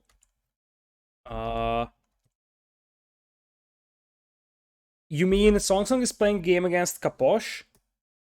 I like keep in mind that Vietnam has a backup player. So they do have Say My Name, and after 2 games you don't know what's going on in team comms. It's technically possible that they said that, oh, look, Song Song, we value your efforts, but you actually have a bad day, so what if we just bench you? Oh, yeah, true. The game in the previous round, indeed, Song Song versus TaToH. Song Song versus TaToH was the game on that map that was like super crazy, and TaToH had a massive lead, and then Song Song climbed back in that one. So I think if Vietnam wants to have any chance at winning this one, it's gotta be on some very, very crazy map. Still, I think that 1v1 wise, each of the individual GL members are better than the Vietnam members. So this is why I just struggle to see how Vietnam could edge out the 1v1 section. Vietnam is all built on teamwork, and that is the thing that buffs them in game number 1, game number 2, and then the games after. But especially for the third score, they just can't do anything with their teamwork because it's going to be 1v1s, right? So this is why I thought that it's going to be at least a must-win to have at least one game in their hands from the first 2. That didn't happen, and that means that Now it's a 2-0 scoreline, and if GL wins this 1v1 section, which should be favoring them quite heavily, then it would be a match point, which obviously is a very demoralizing scenario for the Vietnamese. It's never good to play in like a match point scenario because, well, guess what? If you lose, then you're out of tournament. Speaking of being out of the tournament, whoever loses here is going to receive $600 as a team as prize money for being a semifinalist. The winner gets into the grand finals, and they will get at least $1,200 if they end up being second place, and $1,800 if they end up winning. So there's still no player in the lobby of Jordan. So I'm not sure who the Vietnamese are actually fielding, but it very much seems like, Gia might just simply say, okay, Jordan's gonna play, and they won't actually react to what the Vietnamese are doing. Let's see if the casting thingy actually says something. Nope, not at all. So we're sort of just forced to wait here. Okay, ACCM. So Vietnam is going to use its strongest player against Jordan. Now, ACCM, he technically has the chance to beat Jordan. I would say this is a fairly even matchup because Jordan's hitting up performance was pretty amazing. So he's a pretty good 1v1 player now. And ACCM also improved quite a bit. And now it looks like ACCM just comes into the lobby to tell that Say My Name will play. Haha, they bring in fresh meat. That I did not expect. So, Say My Name is going to be the one that is playing. ACCM just entered the lobby to invite him. Interesting. And we're going to Gobi. Now, speaking of Gobi, as I said, each of these maps have a civilization pool that you have to play with. So, the civilizations that you can choose from are Mongols, Chinese, Koreans, Tatars, Huns, Cumans, Slavs. I think Gobi is fairly open, so something like Chinese or Mongols could work, but Huns or Tatars could also be legitimate. So, it looks like Say My Name is gonna be the one coming in here. Bring in ACCM to tell someone else is playing. I think they didn't need to tell him. It was more about ACCM was the one inviting the player. He's the one sort of managing stuff for the team, I would assume.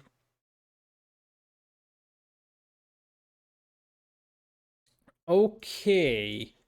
So we have both players in the lobby, or at least so it seems. So we should have a game in a matter of moments. Hopefully the downtimes won't be huge between games, because, we're sort of lacking the fill-in type content over here in between games. But still, now Say My Name has left the lobby.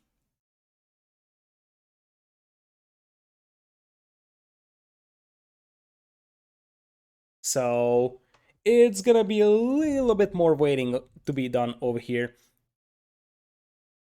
Regardless, it looks like we'll be good to go in a matter of moments, and that should allow us to take a look at game number 3.1 over here. Once again, whoever wins this little best of 3 1v1s is going to get one score. If it's GL, then we have a 3-0 set, and they will move into match point in the team game section.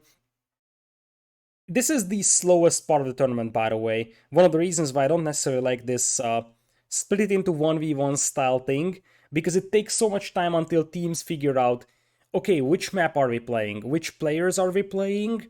Okay, now set up the lobby, invite the person. These actually cause significant downtimes.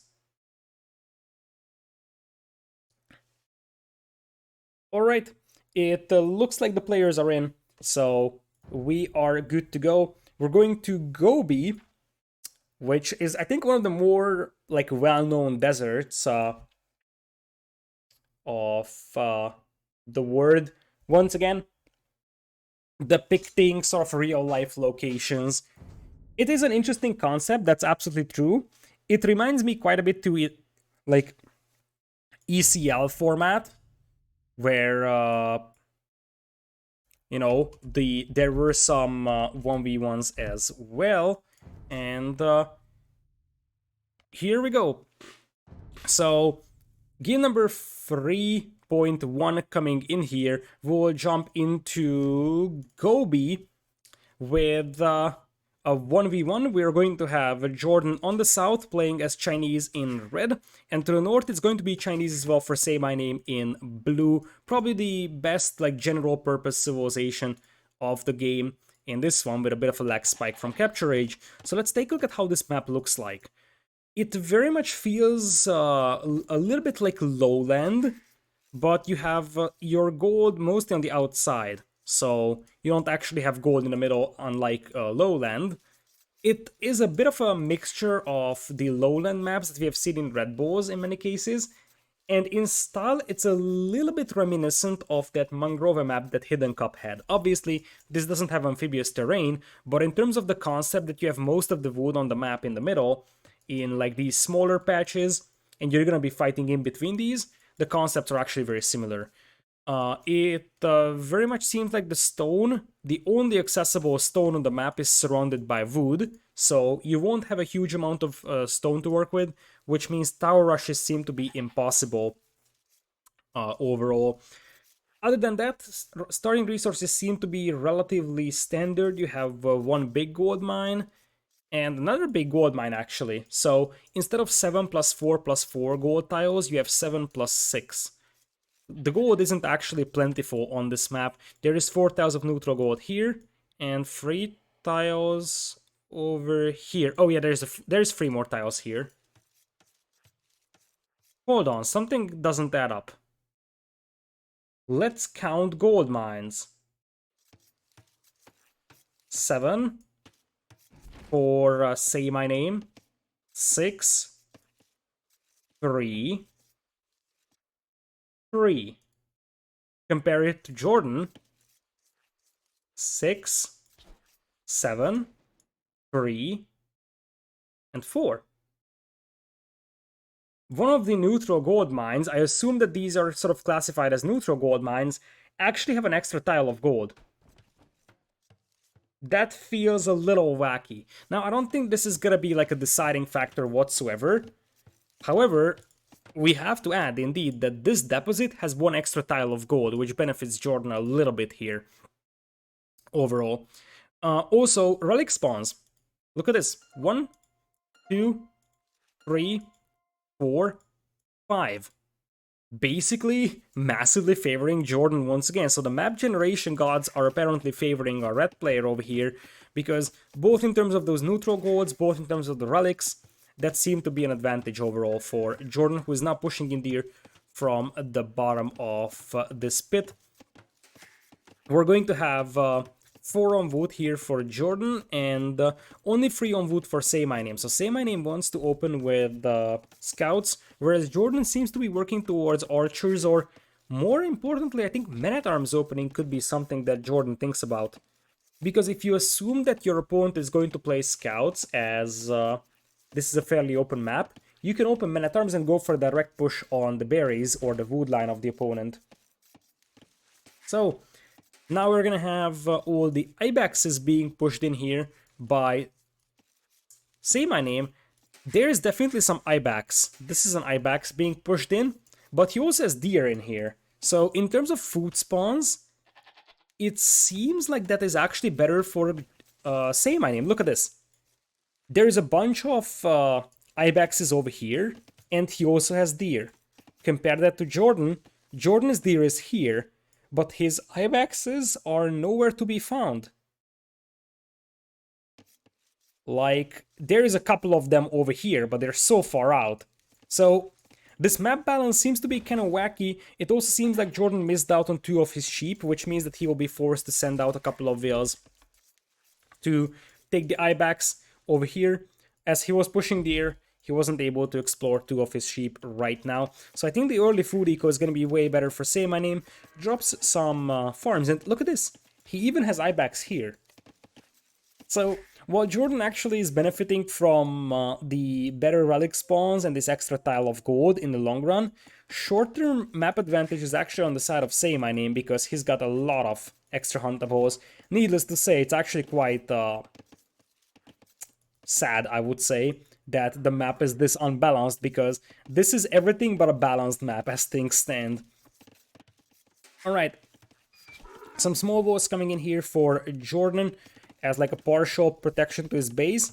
He doesn't seem to be keen on moving to the middle with more vills. He will just stay out there with 4 and drop a second lumber camp in here. He probably doesn't feel like he can protect 2 wood lines. Other side, Say My Name is exclusively chopping trees on the outside.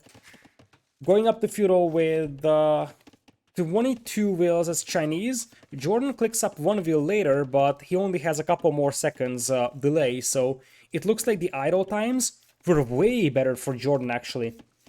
Jordan managed to play this one with 26 seconds of TC idle time with Chinese, which is absolutely amazing. Whereas on the other side, Say My Name has 45 seconds of TC idle time. Not so great. So that's basically why Jordan is able to click up 1 vill later, yet have the same Feudal age time. That's a very, very nice advantage overall for Jordan. And now we're gonna have a barracks coming in here for Say My Name. Other side, barracks will be spotted by Say My Name scout over here at Jordan's base.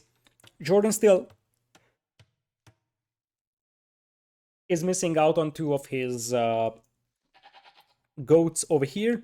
Whereas on the other side, Jordan is right now scouting the wood lines, see where he could actually make a push with.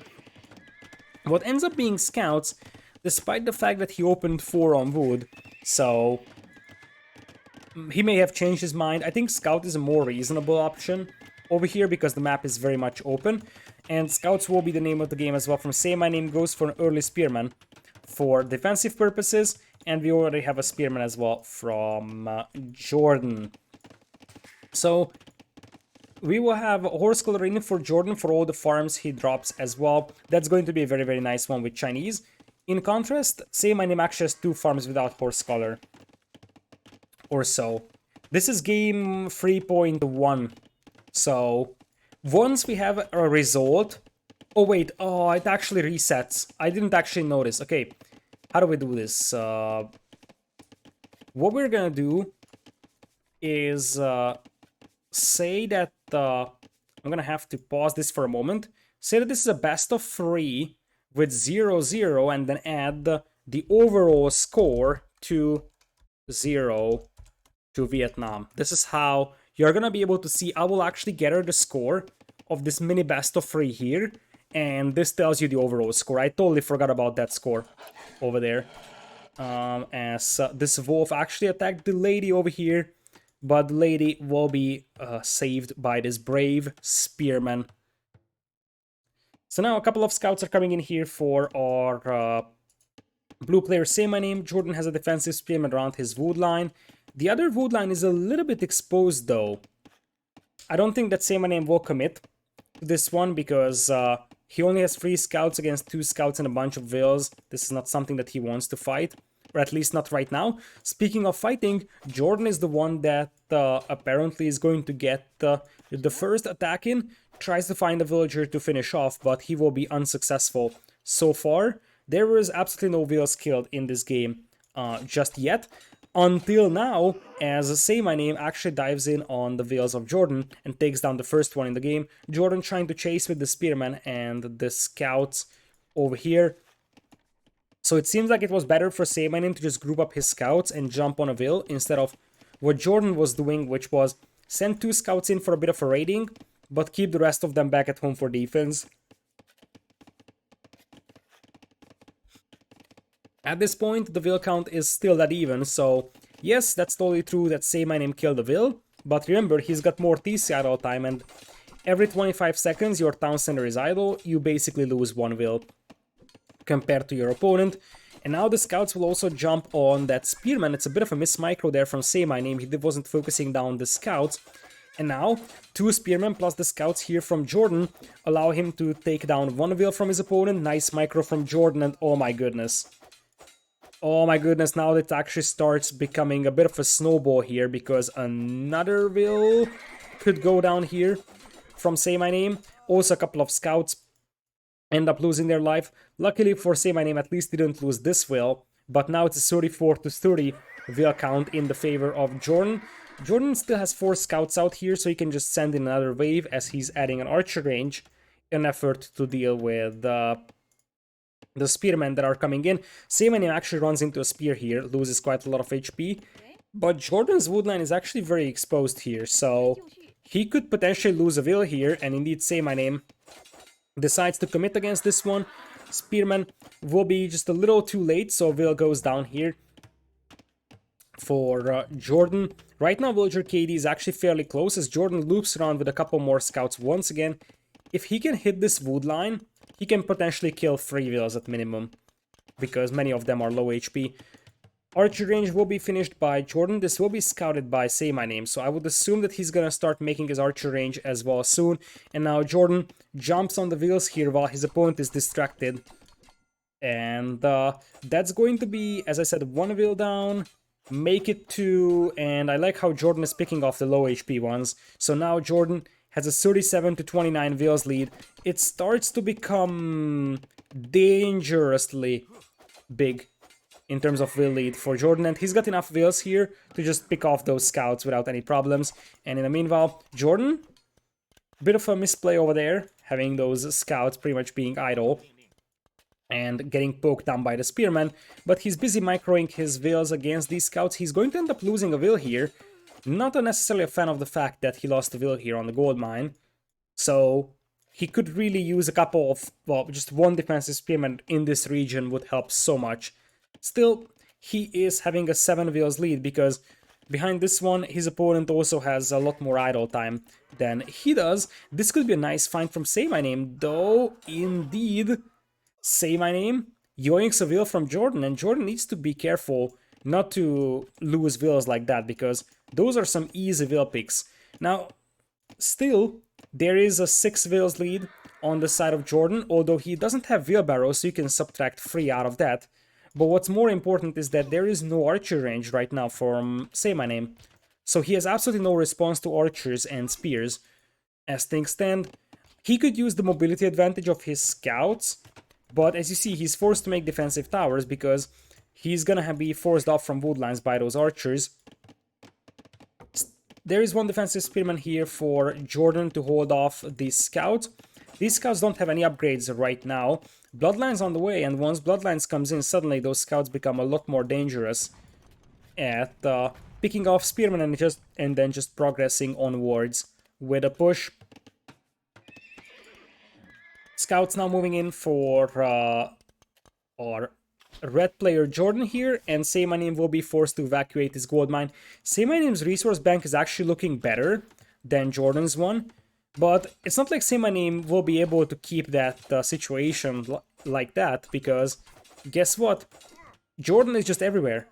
He is idling the gold miners, he's idling the wheels on wood, and while Say My Name will eventually be able to clean this one up with just massive amounts of wheels and the scouts being pulled here, the amount of idle time that Say My Name has is just massive. Scaleboarding coming in here for our blue player though, and those will be scouts with bloodlines and scaleboarding soon for Say My Name, so they will start becoming scary.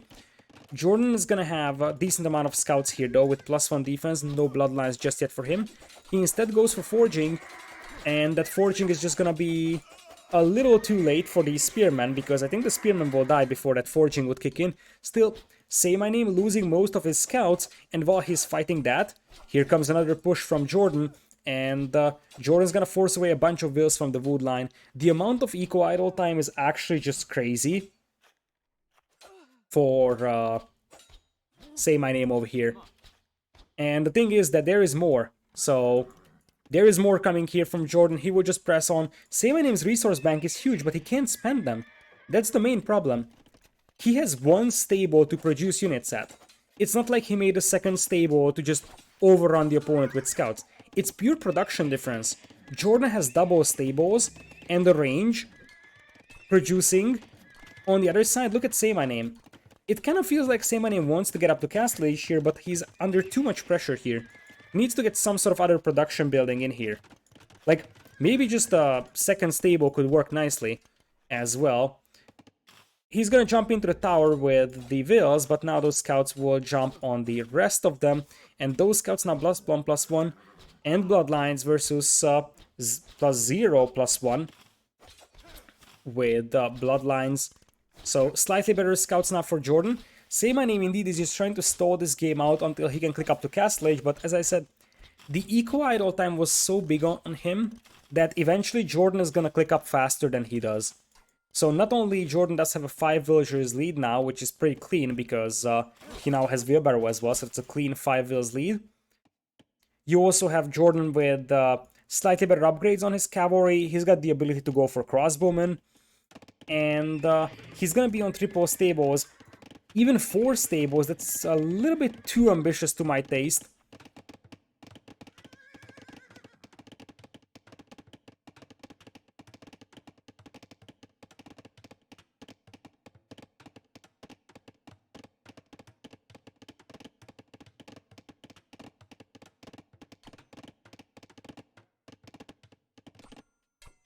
So, as things stand, if Say My Name takes some very good engagements in Castle Age, he could still have a chance to redeem himself. But now Jordan seems to be in a good position. I like these walls as well.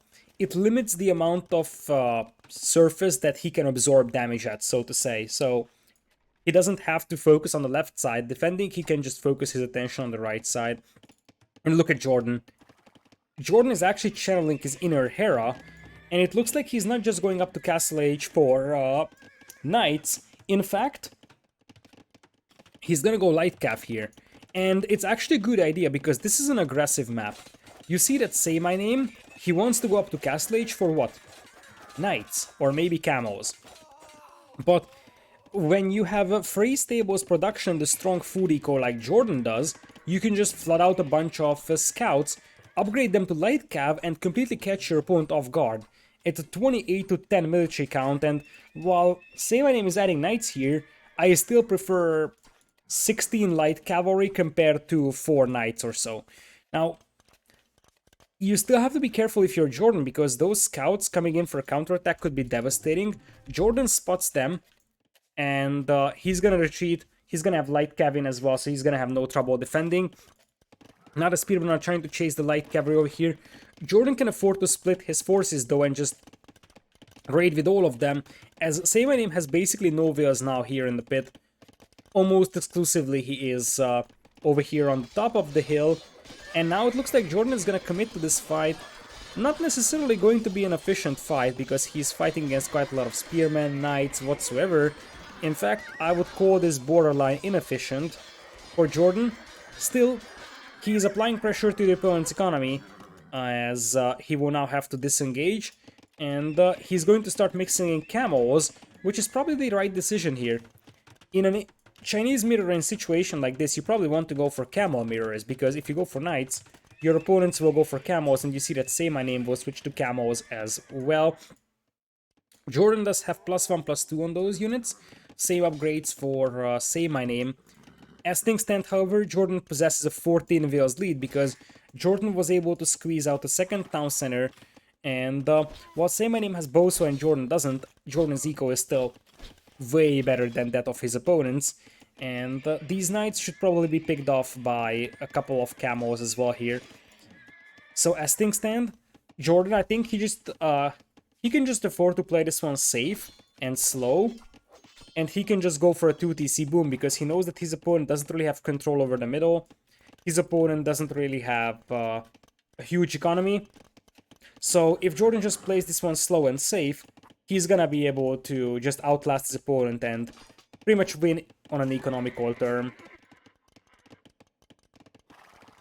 So, Another light cav and camos come in here to take this fight. I think this is a fight that you can take. You had some archers as well in here with fletching. They can scare away some of those camos.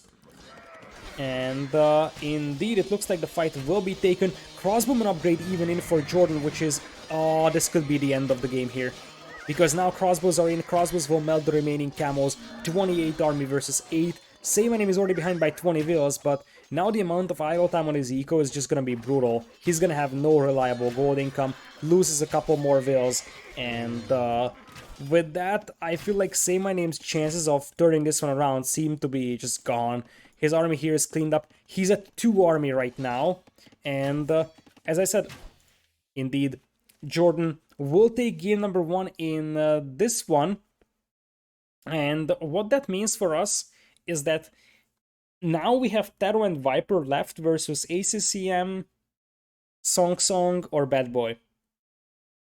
And now GamerLegion is the one choosing a player, so GL could just say, okay, Viper is gonna play, and who's gonna play from Vietnam? Like, ACCM is the best chance, but still, it's a very, very slim chance overall. So...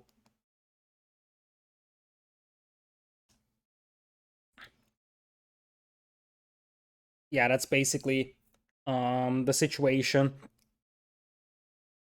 Alright, so we're gonna go back to the lobby. I'm going to take like about a minute or so break because I want to stretch my legs, bring in some more water because I'm starting to run out of that. And then we will continue with the next game. I don't really have another secondary scoreboard to write the temporary score of this game out.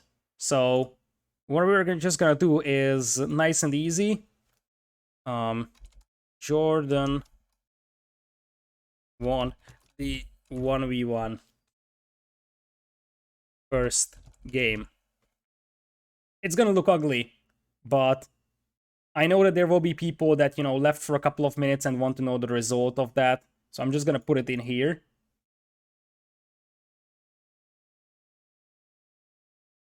And I'll be back in a couple of moments. So, yep. See you soon.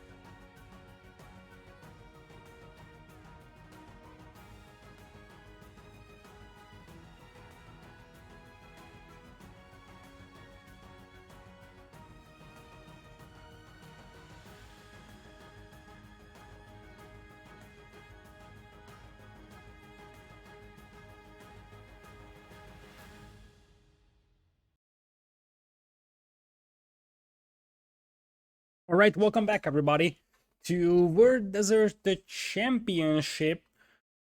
Now we're going to have the second game of the best of 3 subset, and it looks like it's gonna be TaToH and Bad Boy playing. So Viper will only play if there is actually a decider game in this one, but the thing is that Bad Boy, while he's a very skilled player, he's not really a 1v1 player. He's more of a team game player, and what that means is that TaToH should have the clear advantage in this one. So I think they are getting ready. The second semifinal will not be directly after this one. The original plan was like that, but brand news, or like brand news, that's not even a word, but yeah, brand new news is that it will start at 17 GMT regardless, because one player cannot play before that.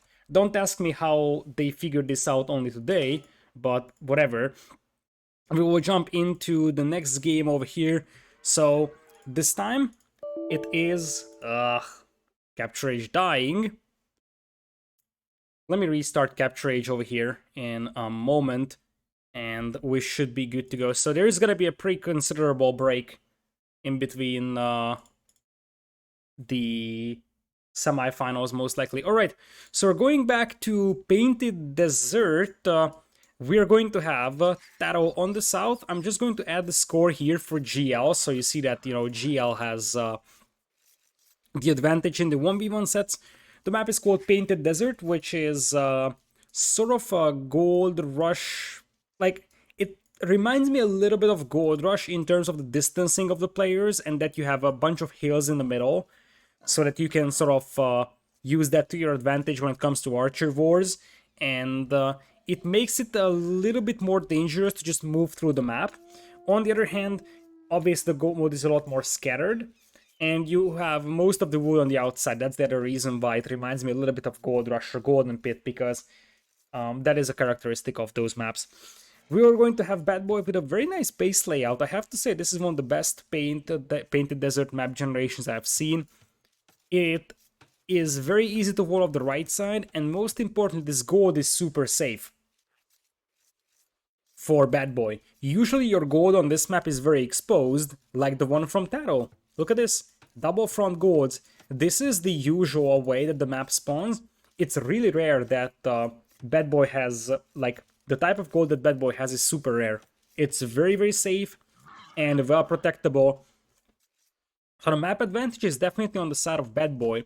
In this case, it's not impossible for TaToH to secure this gold for himself, but it's going to be much more challenging than that of Bad Boy. So, once again, on Painted Desert, you have a bunch of civilizations that you can choose from. These are Incas, Chinese, Aztecs, Japanese, Magyars, Franks, Vikings, but we seem to have a Chinese mirror. For these maps that are like not preset, or well, not preset, but basically these home maps, because of the civilization pools, you are actually allowed to repeat civilizations. So that's why we're seeing a Chinese mirror once again. The first time we saw this Chinese mirror, GL1. Let's see if TaToH is gonna be able to edge out one against Bad Boy as well. So now, here comes the first board for Bad Boy, who is 3 on wood, meaning that he wants to play scouts. TaToH is 4 on wood. We have seen in the case of Jordan that he opened 4 on wood as well and still ended up being scouts. But I would assume that TaToH could be thinking a little bit more of an archer-heavy playstyle, or maybe even men-at-arms. Because this gold is not so great, so barracks here, range here, and then go men-at-arms, that will allow a pretty nice opening and to protect this gold mine in the long run, I would say. Both players focusing on pushing in a deer. Bad Boy almost done with all of his. TaToH has 2 more left, so apparently TaToH actually started to push in deer a little later.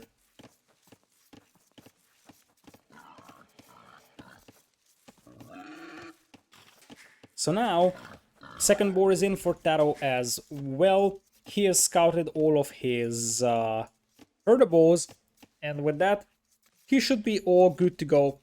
goes for double houses. What I'm noticing is that TaToH isn't really walling that much, and he's also making these houses like that, which makes me believe that he could just give up on this gold mine and play for like a very, very scouts-heavy approach at the beginning, despite the fact that he's 4 on wood. Other side, as I said, it's 3 on wood, so it's going to be a scouts play from Bad Boy. These houses will secure his wood line real quick. And I think, especially if TaToH goes archers, which as things stand are unlikely, walling in between this wood line and TC like this is going to be satisfactory. If TaToH goes for scouts, you might want to do some walls, like wall here and then wall here, especially over time.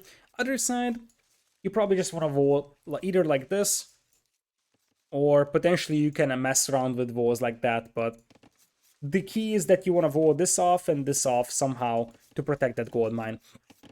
So, second lumber camp coming in, Bad Boy clicking up to Feudal right now with 10 on wood. So scouts are on the way, and it indeed seems like TaToH is going to give up on this gold mine. An interesting concept indeed. This must be a scouts build in this case, because I don't see him protecting that gold mine without scouts. And indeed, he's 11 on wood, but with Chinese that's completely alright. And feudal age times are actually a little bit faster for Bad Boy over here. So now, barracks on the way for Bad Boy, and it looks like he's not gonna go for the small walls. He's actually gonna go for the bigger ones. I mean, I don't have any trouble with it, although I think it would be preferable if he started walling the left side as well, because this is gonna be an area of concern in the foreseeable future. TaToH coming in with the barracks on the right side, as he's still sort of open on the right, tries to finish the walls on the left side so he can limit the movement of the opponent, and Bad Boy could find a will here from TaToH. Bad Boy's timing here is going to be decent, although TaToH is actually close with his scout. The Wolf also joins the party, and that actually hurts really badly for TaToH here, and indeed, Bad Boy yoinks that will. If it wasn't for the Wolf, I think that the will would have survived because TaToH also had his scout around. But the Wolf deciding the engagement over here, and it very much seems like the map gods are favoring Bad Boy here. With that way better gold mine spawn, now the Wolf that actually finishes off TaToH's will. That is going to be a nice start overall for Bad Boy. And so we're gonna have the farms just now coming in. For TaToH, he already has Horse Color and Bidax. Same thing for our blue player, Bad Boy, who is massing a couple more scouts. And oh boy, disaster for TaToH. He runs into a Spearman here. He ends up picking off Bad Boy's scout, but he also lost his own. So at the end of the day, this was pretty much just a net value of 1 villager killed by Bad Boy. And the scouts traded off against each other. Spearman being sent forward, being chased by a wolf, as Bad Boy was trying to make sure that that wolf is gonna get killed by the scout, but the presence of TaToH's spearman will mean that that scout won't be able to just kill that wolf, and that will just keep chasing the spearman of Bad Boy, so Bad Boy could also lose a unit to a wolf. So, it looks like this spearman might actually end up dying really fast here. TaToH just has 1 low HP spearman that he wants to send in for some scouting. He lost his own scout, so it makes sense that he's just trying to use Spearman to figure out what the opponent is doing. And it looks like TaToH will just say, okay, whatever, I'm just gonna fully wall myself in this corner, and just boom. And that could work out. Now there's 2 scouts here from Bad Boy. Quick wall coming in, nice quick wall over there. As these scouts will eat some of the damage, TaToH will fall back. And this is one of those scenarios where TaToH could definitely get away with a greedy boom. As eventually Bad Boy's gonna lose that spearman to a wolf, and then the wolf... What? The wolf is now meant to attack TaToH's spearman, but he's just ignoring that. TaToH will clean up those scouts. What is this? What is that wolf doing? Is TaToH the wolf whisperer, or what happened there? Maybe he domesticated that wolf, I don't know. The spearman ends up dying, but this was an interesting scenario. That spear should have been attacked by the wolf once the original blue spearman was killed. Now, considering that TaToH is fully walled, he can send forward scouts very, very happily, because he knows that his opponent will never be able to get into his base, whereas he can just try to run past the town centers and try to get into the opponent's base. Looks like my scene is slightly too big. Yeah, you're right. How did this happen in OBS? Let me fix that.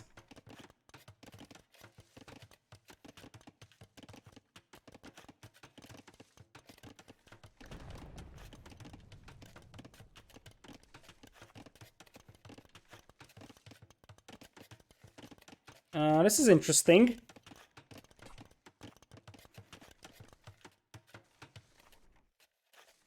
How is this a thing?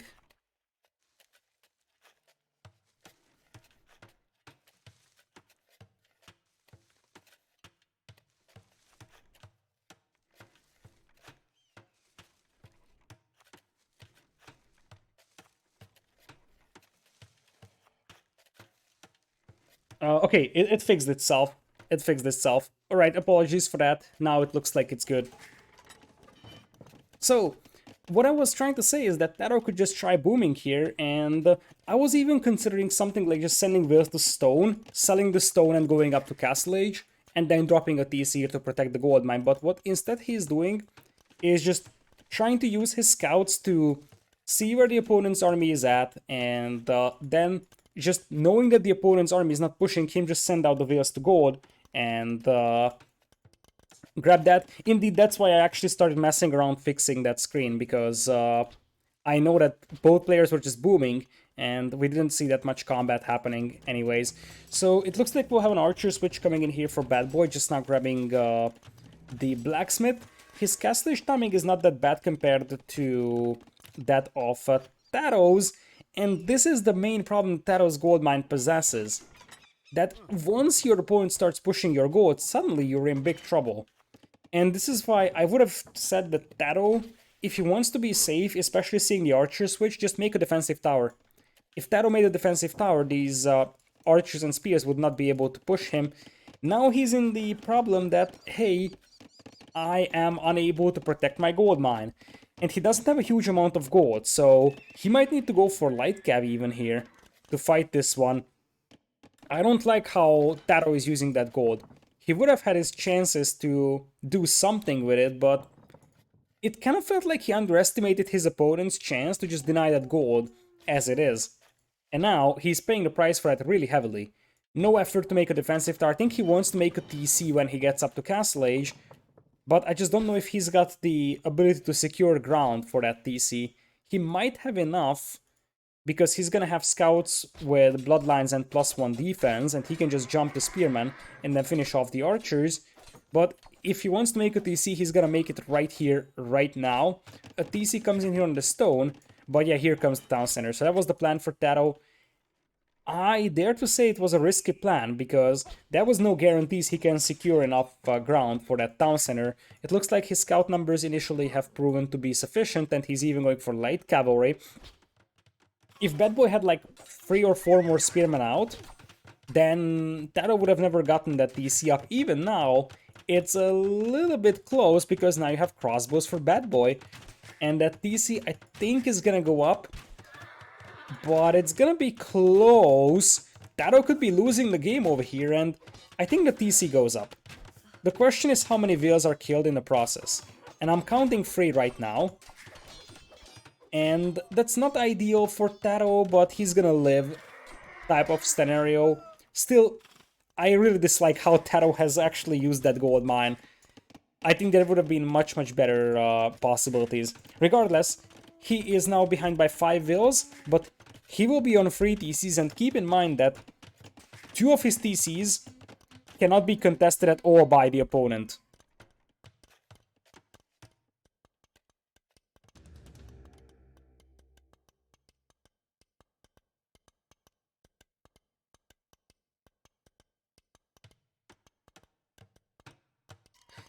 Bad Boy, instead of adding a 3rd town center, he's gonna go for a forward siege workshop in this case, so he wants to be a little bit more aggro.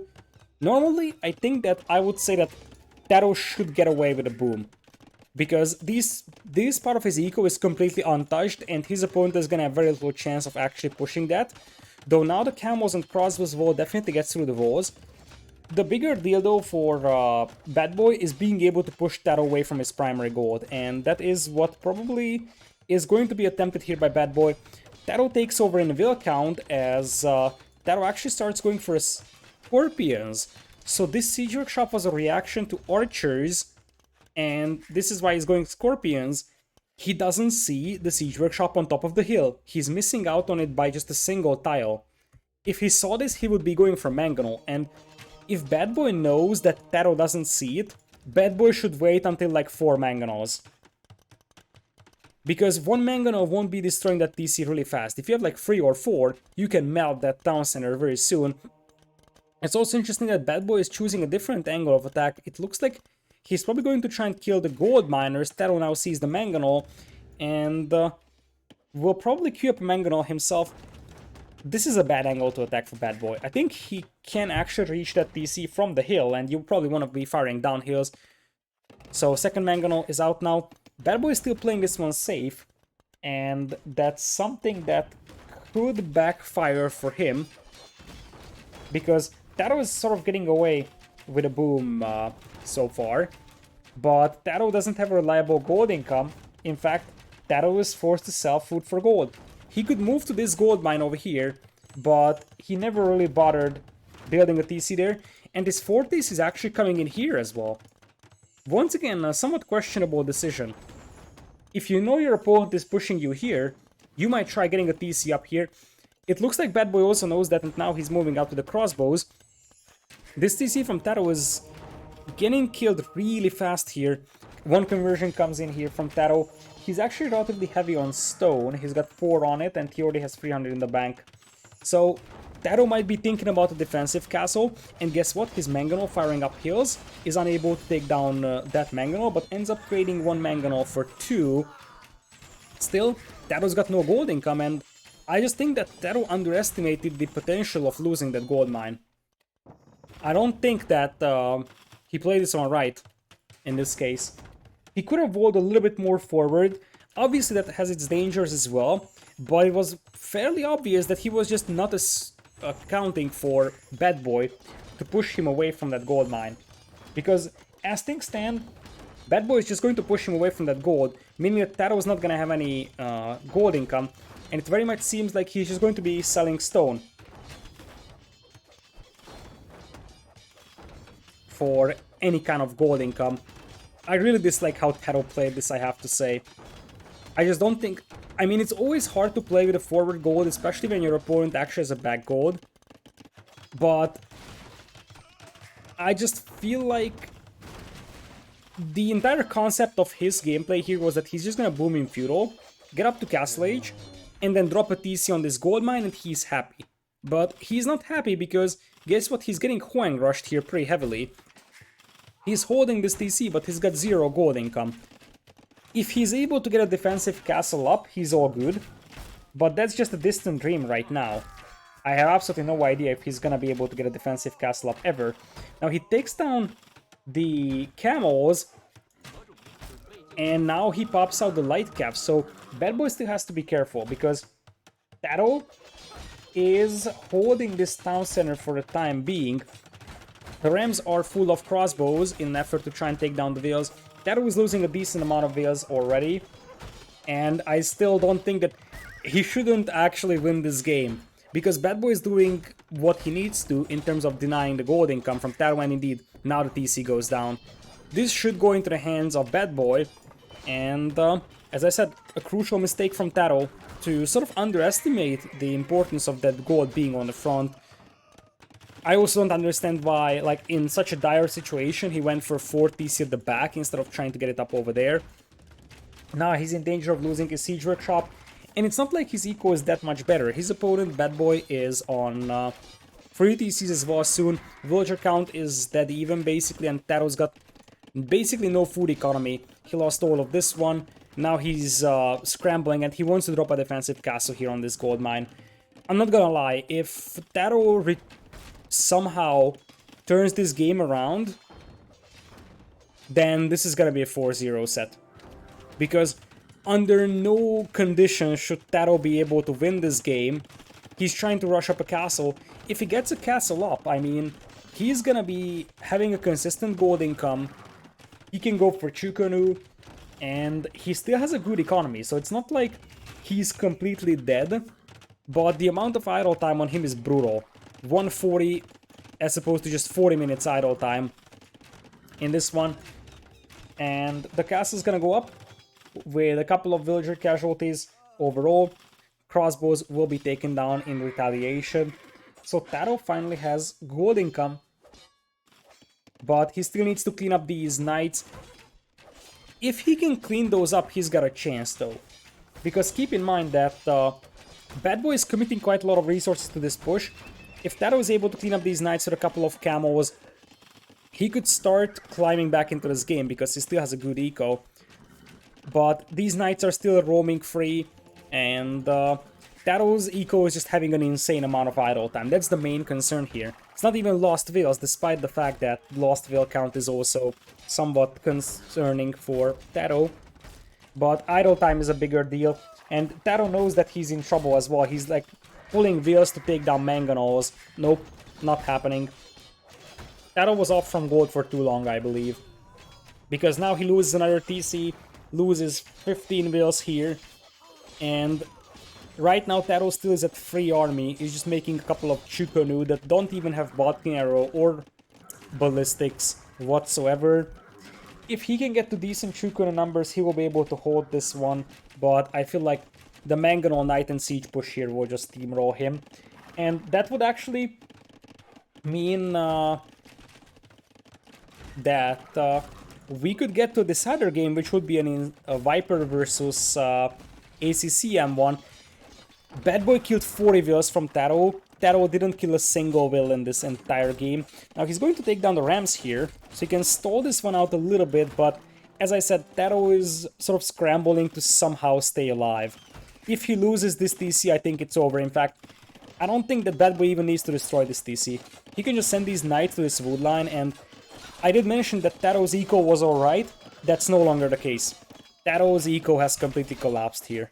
He's like, even if he somehow stops this, his opponent has an insane economy, and he just has nothing.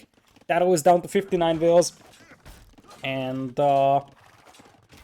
yeah, like, even after a cleanup, like, if TaToH somehow stopped this push here, and keeps all his eco back here alive, it's alright.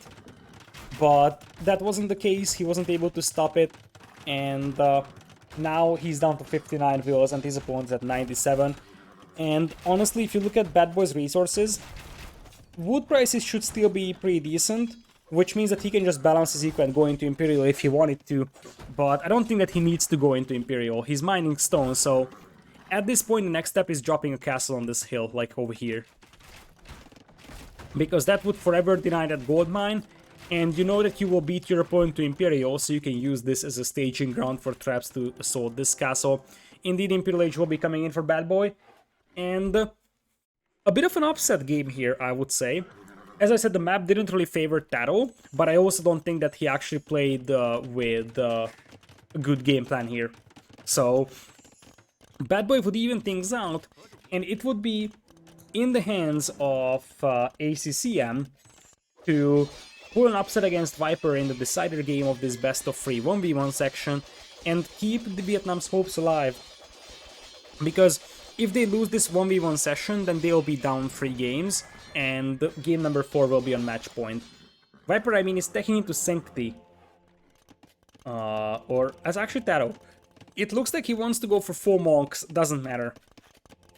At this point, this game is very much over, because even if he gets 50 monks out and converts the knights, his opponent can switch into light cavalry, no problem.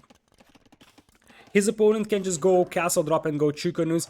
It looks like TaToH also knows that he's got maybe 1 shot if he can get a couple of Chukonus to kill the opponent's eco, but I mean, his own TC here is getting cleaned up.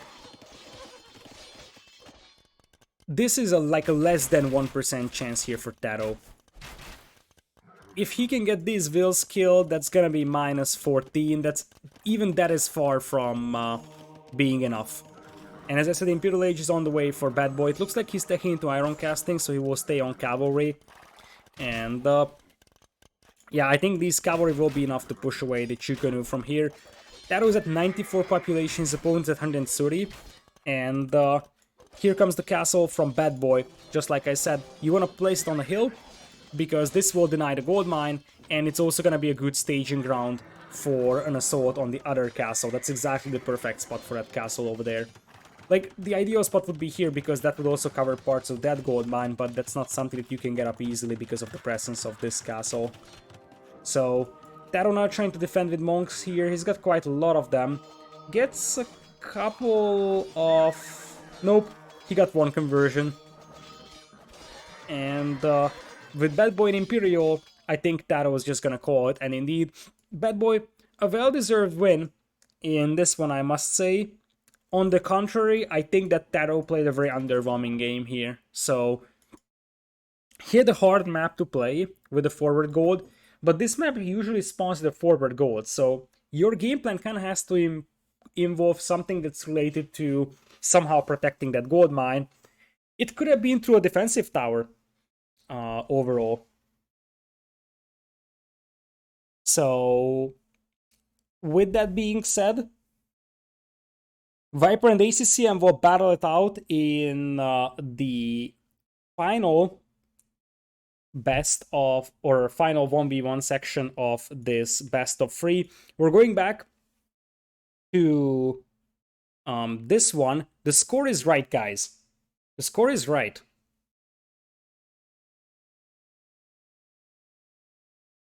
So, it's a 2-0 for GamerLegion in the team game section, and the 1-1 scoreline in this best of 3 subset. So the score is good, guys. Like, one of the reasons why I actually dislike the 1v1 section of this tournament is because it actually is at some point starting to be annoying for casters that caster is gonna explain this every 5 minutes, because there is always someone that is new or hasn't seen any games from the set so far or so, and they always get confused. I don't blame these people, because these settings are not like easy to understand. It's not super complex, but if you haven't read the rules, you're gonna get confused, and that's totally natural. It's a matter of, it's not really caster friendly that the casters have to keep explaining the rules and keep, confirming that the scores are correct, because, this format is really complex overall. Anyways, so as things stand, GamerLegion has a 2-0 lead in the entire set. That's from game number 1 and game number 2. 3.1 is won by GL, 3.2 is won by Vietnam. So we're going to 3.3 right now. And that 3.3 is... actually, I'm going to... Let me...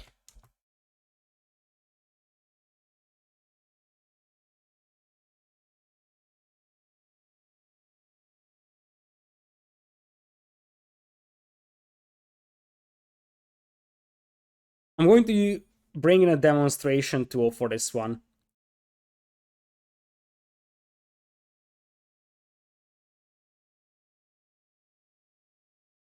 Give me a moment to do that. We're gonna have to wait for the next game anyways, so...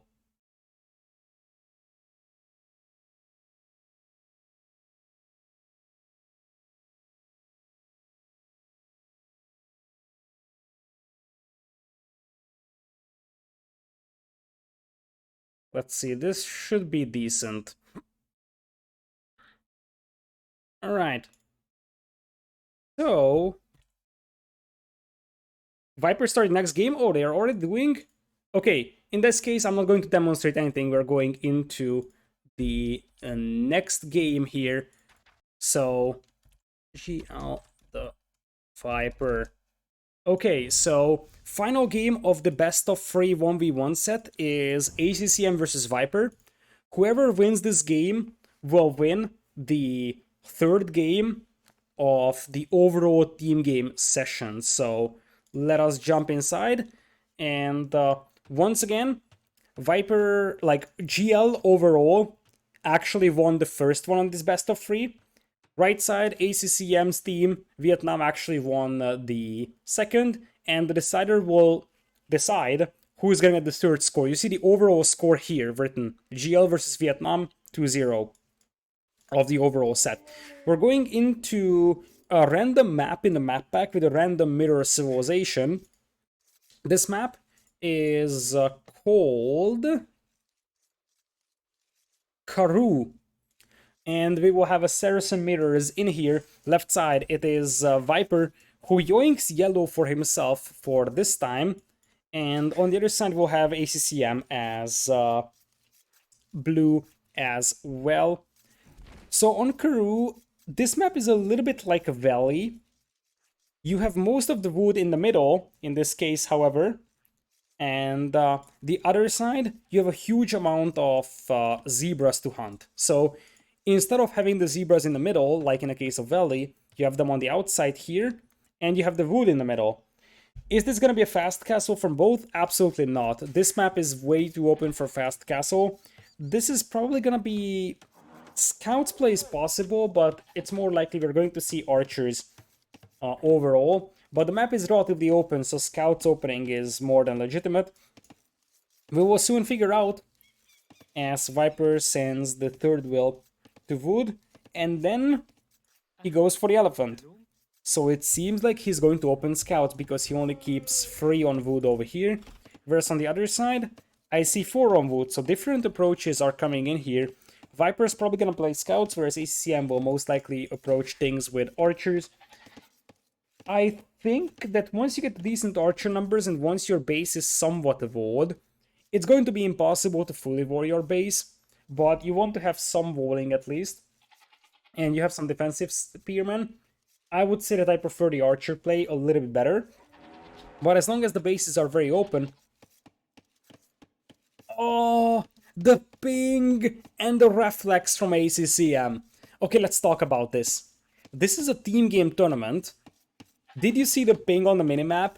ACCM actually pinged the location of Viper's wood line. He probably totally forgot that he's playing a 1v1 here right now. It's the reflex that, you know, I'm playing a team game tournament and I'm going to tell my teammates where the opponent's wood line is at. But guess what? You don't have a single teammate here, buddy. So you just pinged Viper's wood line and... Oh, you could isolate that will. ACCM could send in his scout and kill this will because this one has no loom. It looks like he won't commit because he's probably afraid that Viper's scout is around to help out and he doesn't want to get trapped in there. 4 on wood is something that Viper will be able to spot as well. And that is apparently pre-milled rush timing here from ACCM. It's possible that ACCM will try something like milling the huntables here and then still go for like a market abuse type early fast castle. Viper, he's milling the huntables as well instead of the berries. That's usually something that you do because the huntables will still be a better source of resources or a better source of food. And he does it again. Is this intentional? Like, correct me if I'm wrong, but I don't think that pinging this actually achieves anything in 1v1. Your opponent should not be able to see that ping, but I don't think that it's like... I don't think that it acts as something like, I don't know, like a waypoint type thing that you can just jump back to your ping. Like, it's probably not a misclick, but why would he ping the opponent's key resources in a 1v1?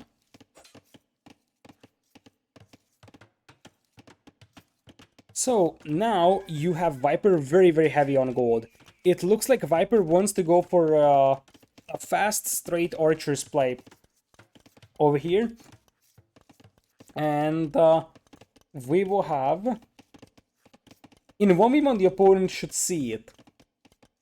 Yeah, I was thinking about that as well, that in 1v1 you don't have to type to like the everyone chat. In 1v1 the chat is also visible. But I was wondering if the pings can be seen. Because if they can be seen, then Viper saw that ACM pinged it, and now the militias are coming in to try and kill the Huntables. Viper will probably react by shooting the Huntables himself.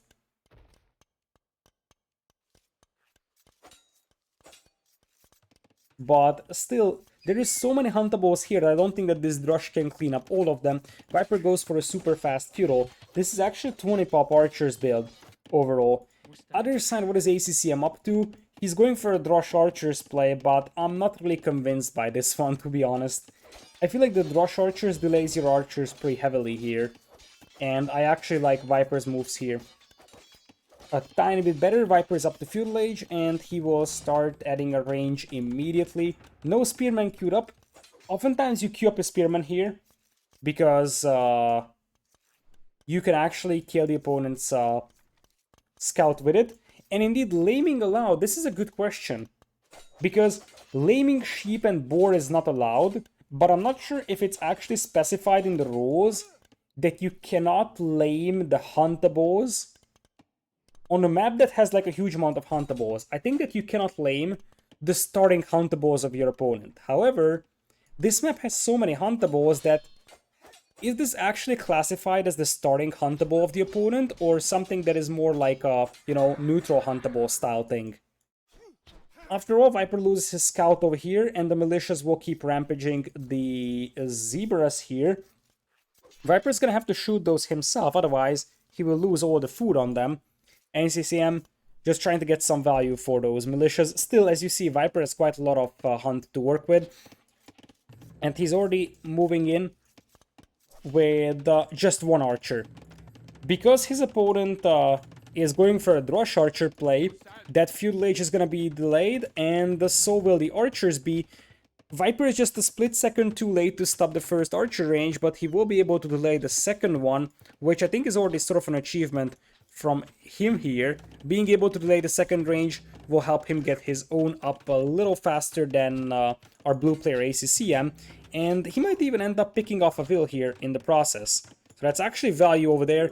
Now the lion joins the party, retaliating against the zebra, so it looks like Mother Nature will just say, stop killing the zebras, and I'm gonna bring in the lion to deal with your militias. And that lion, look at that!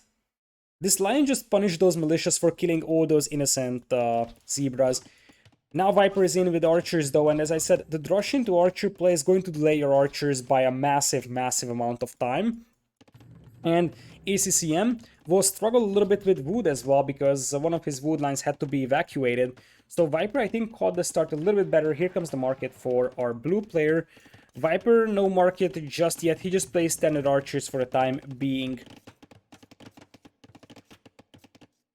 So the scout of ACCM will go down to Viper's archer. And Viper, for now, already has fletching. His opponent, fletching as well. Archer numbers are relatively close, and we should see skirmishers being mixed in from either side. In this one, Viper also is sort of trickling in a couple more archers as reinforcements to try and force away his opponent from the wood lines. ACCM in exchange is going for heavy market usage. Viper is still not using the market at all, as the archers will loop around, and they're probably looking for ACCM's hunters. Keep in mind that ACCM's hunters were idle for quite a while. Viper, one of the archers from ACCM also sneaks around and tries to hit the Viper's hunters. That hunt is actually extremely important, because whoever is able to keep villagers longer on that hunt is going to have an insane food eco, and you will be forced to make way less farms if you can keep your vills on the huntables. But speaking of huntables, these archers believe that the huntables are here in the middle, and they are in the form of villagers. That's minus 3 vills for ACCM. The first 3 villager kills of the game make it 4. And while this was happening, the archers from ACCM also get picked off by Viper, so Viper can push these hunters. 12 archers against merely 3. I feel like Viper is having a dominant position in this one. And as I said, the amount of idle time on ACCM's lumberjacks started to matter in terms of archer numbers. And Viper is just overrunning him with archers in this one. And now, ACCM is 6 vills behind. ACCM still has a decent amount of archers here, but those archers are probably going to be insufficient to deal with Viper's aggression here. And as I said, Viper is using one archer to idle 3 of these hunters. Keep in mind, ACCM's hunters are idle. Viper is still hunting, which means Viper's food eco is way better, allows him to grab the archer armor a little faster probably, or allows him to progress towards Castle Age in a much more rapid manner. Archer numbers are once again increasing for ACCM, as Viper is actually selling some wood for gold.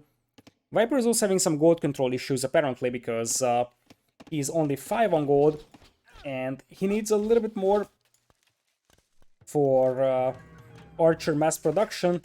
But as I said, extra food allows him to go for the +1 defense. The +1 defense will allow him to press on. And remember that the wood income for ACCM is awful. He doesn't have reliable wood lines, and look at Viper. He knows that ACCM's army is over here, so he's gonna send in 2 archers to the gold mine. It looks like ACCM will fall back home. Viper will chase. Let's see, indeed, Viper queues up a couple of skirmishers because he knows that he might need some beef here to take this fight. Instead of having like 2 archers defending 3 skirms, seems to be a little bit more legitimate. And now ACCM is pretty much off from wood. Viper, once he's got 3 skirms out here, I think he's gonna be able to hold this one enough. And behind this one, ACCM just doesn't have any resource income soon. So this is getting better and better for Viper. And if he wins here, then GamerLegion is gonna be up 3 games against their opponent. Now Viper's gonna be careful because that's gonna be -1 will, -2 wills. So ACM was able to retaliate for previous incursions. But Viper, I think Viper is looking for the gold mine.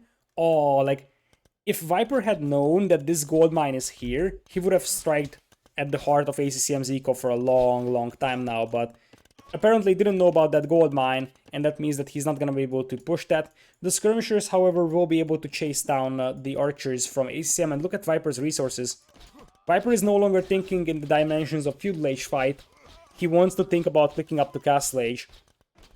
And if he gets to Castle Age with crossbowmen, I think such a scenario would actually end the game there. Because ACCM is probably going to lose these archers eventually to the skirms chasing. Viper actually gave up on hunting, apparently. ACCM as well. And Viper actually ends up losing all his archers here. A bit of a misplay from him. Kind of throwing away a lot of archers. But he's on the way to Castle Age. And he's just going to rebuild his archer army. And we will soon see crossbows from him. ACCM will probably try to buy himself up as well. And thanks to the Saracen market and the fact that he's got a huge amount of wills on gold, he might not fall that much behind. But that's still gonna be like a 1-minute advantage or so. Left side, the skirms are still chasing the archers over here, not achieving much. Viper might have to take a premature engagement here though, because his wood line is in a little bit of a danger. Over here goes for gold mining and horse color. He should be able to afford at least crossbowmen, but probably Botkin as well upon hitting Castle Age. ACCM is doing his best to get up to castle himself, but he is not there yet. And it looks like Viper is back on hunting, because he's still hunting here, and ACCM not so much. This means that Viper needs less farms to have the same food eco as ACCM, and as things stand, the only reason why Viper has more farms is because he's trying to balance his eco, whereas ACCM is just going for the full market usage play. Still, ACCM will click up just now, whereas Viper is almost in Castle Age. And when that happens, the crossbowman should be able to finish off the game for Viper. ACCM knows that he's gonna have to commit to this fight, like right here, right now. Because if he doesn't fight this one, then he's gonna get cleaned up here by crossbows, with Botkin Arrow fast ballistics coming in for Viper. Interesting that he prioritized Botkin Arrow over crossbowmen, because crossbowmen and Botkin Arrow do the same thing in attack and range, but crossbowman also gives you extra HP and it's cheaper, so one would have thought that crossbowman is probably a bigger upgrade, although Botkin Arrow in exchange would buff those skirmishers as well immediately. And speaking of the skirmishers, they struggle to clean this one up, and Viper is going to pay the price with no villagers killed. It looks like ACM wasn't able to take down a single vill here, and now Viper, he detaches a couple of crossbowmen from his main group to chase this one, and sends the rest of the crossbows forward with ballistics as well. ACCM going for Castle Age there as well. And Viper with good micro, he can just out-micro these. He's got ballistics, he's got the extra range, and those will be cleaned up. Same thing could happen over here in the middle. And these are Saracen crossbows, so they actually destroy buildings really fast. It's not like you need a huge amount of siege here. Viper takes the hill as well here, and he's got the hill, he's got ballistics, he's got crossbowmen and botkin. This is not a fight that ACCM can afford to take. And more importantly, Viper's crossbows are coming in towards ACCM's gold mine.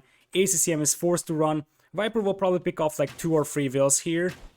Yeah, make it 2. And ACCM realizes that, okay, there is skirms on my wood line. There is crossbows pushing me in the middle. I have 5 army, 39 population against 65. And Viper wins a very, very decisive final game over here, which pushes this set into a 3-0 scoreline now for GamerLegion. We're going to match point as we get back to the team game stage. Very, very firm control over the game for Viper. The way that he could idle the opponent's eco was just very, very good. He used his early archers really nicely. So he went for 20 pop Feudal with archers, which is tough to pull off. But even his first 1 or 2 archers were so useful at just idling the opponent's vills and allowing him to just secure some more archers and then push away the opponent from the wood line. Start pushing him away from the hunt, whereas Viper was always on the hunt the entire game, and that allowed him to have a way better food eco than the opponent. And this means that we're going back into the lobby. I'm going to add the score to GamerLegion here, and we're going to game number 4. Now, game number 4 is going to be, once again, team games, and the map is going to be called the Danakil. The civilizations that can be chosen is Ethiopians, Malians, Berbers, Italians, Saracens, Persians, Chinese. Each of the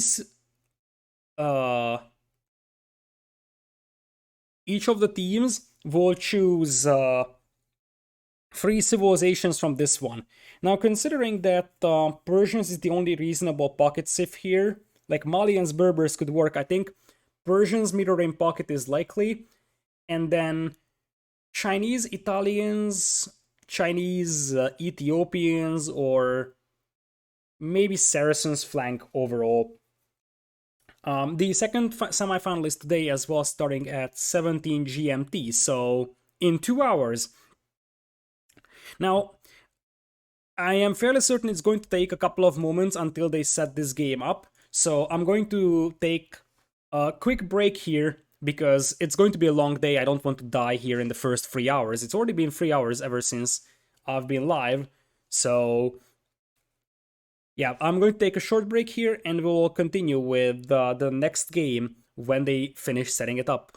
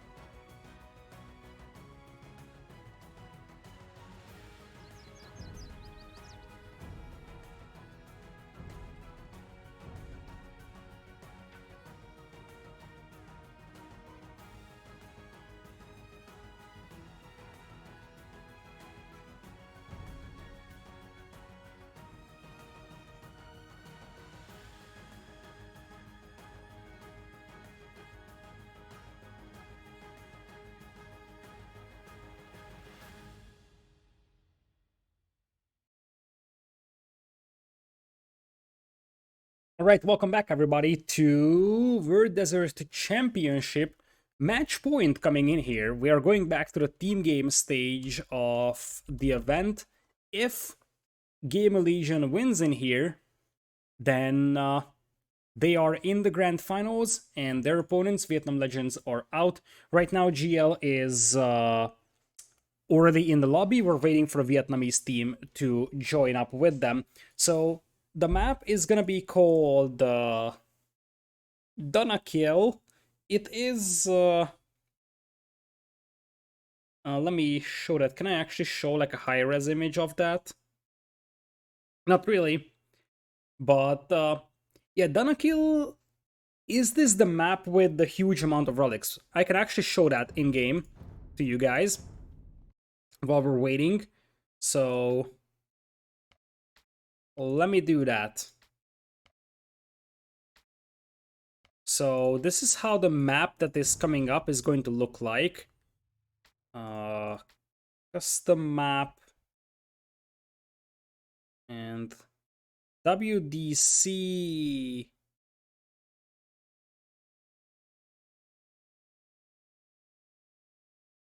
Where's this map at?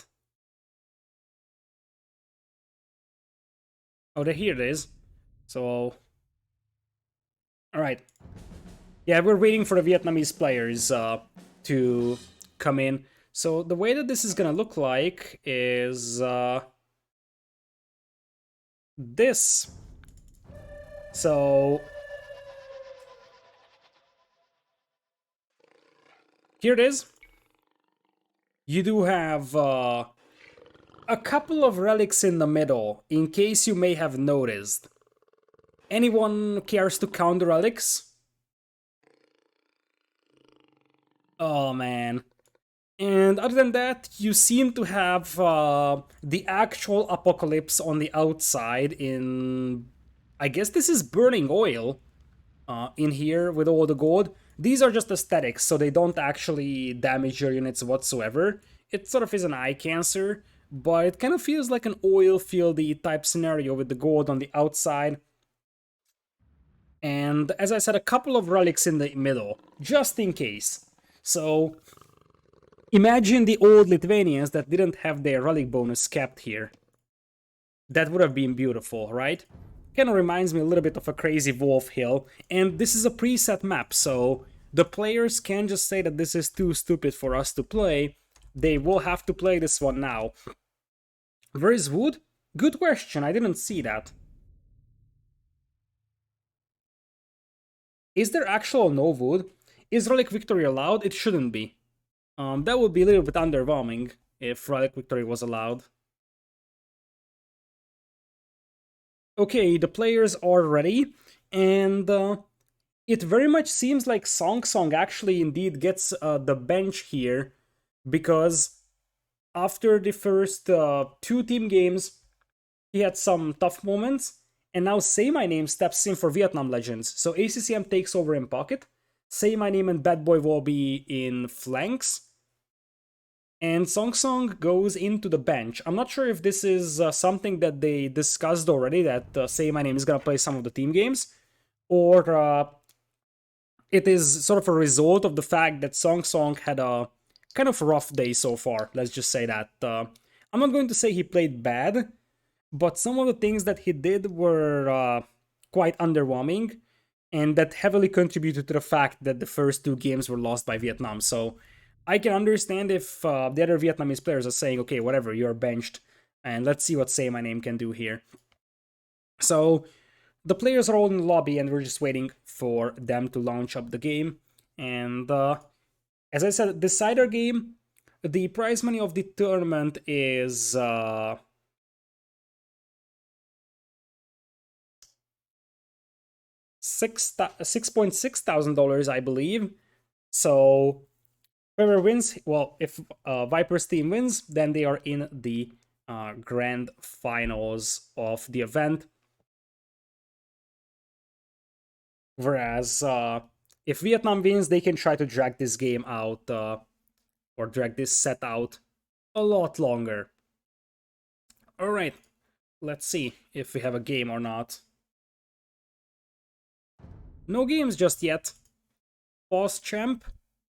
I think ACCM asked for a quick break here. So once again, you have... oh yeah, Say My Name dropped out of the lobby. So that's why we're waiting. He's gonna have to reconnect. So the civilizations that are allowed for this map that we discussed are Ethiopians, Malians, Berbers, Italians, Saracens, Persians, and Chinese. I would say that considering it's a very, very open map, it's very likely. And Nadia, thank you so much for the raid. I appreciate that a lot. Hope you had a nice stream. Thank you so much. I appreciate that. We're casting a World Desert Championship over here, and the map that is coming up is nothing short of being called crazy.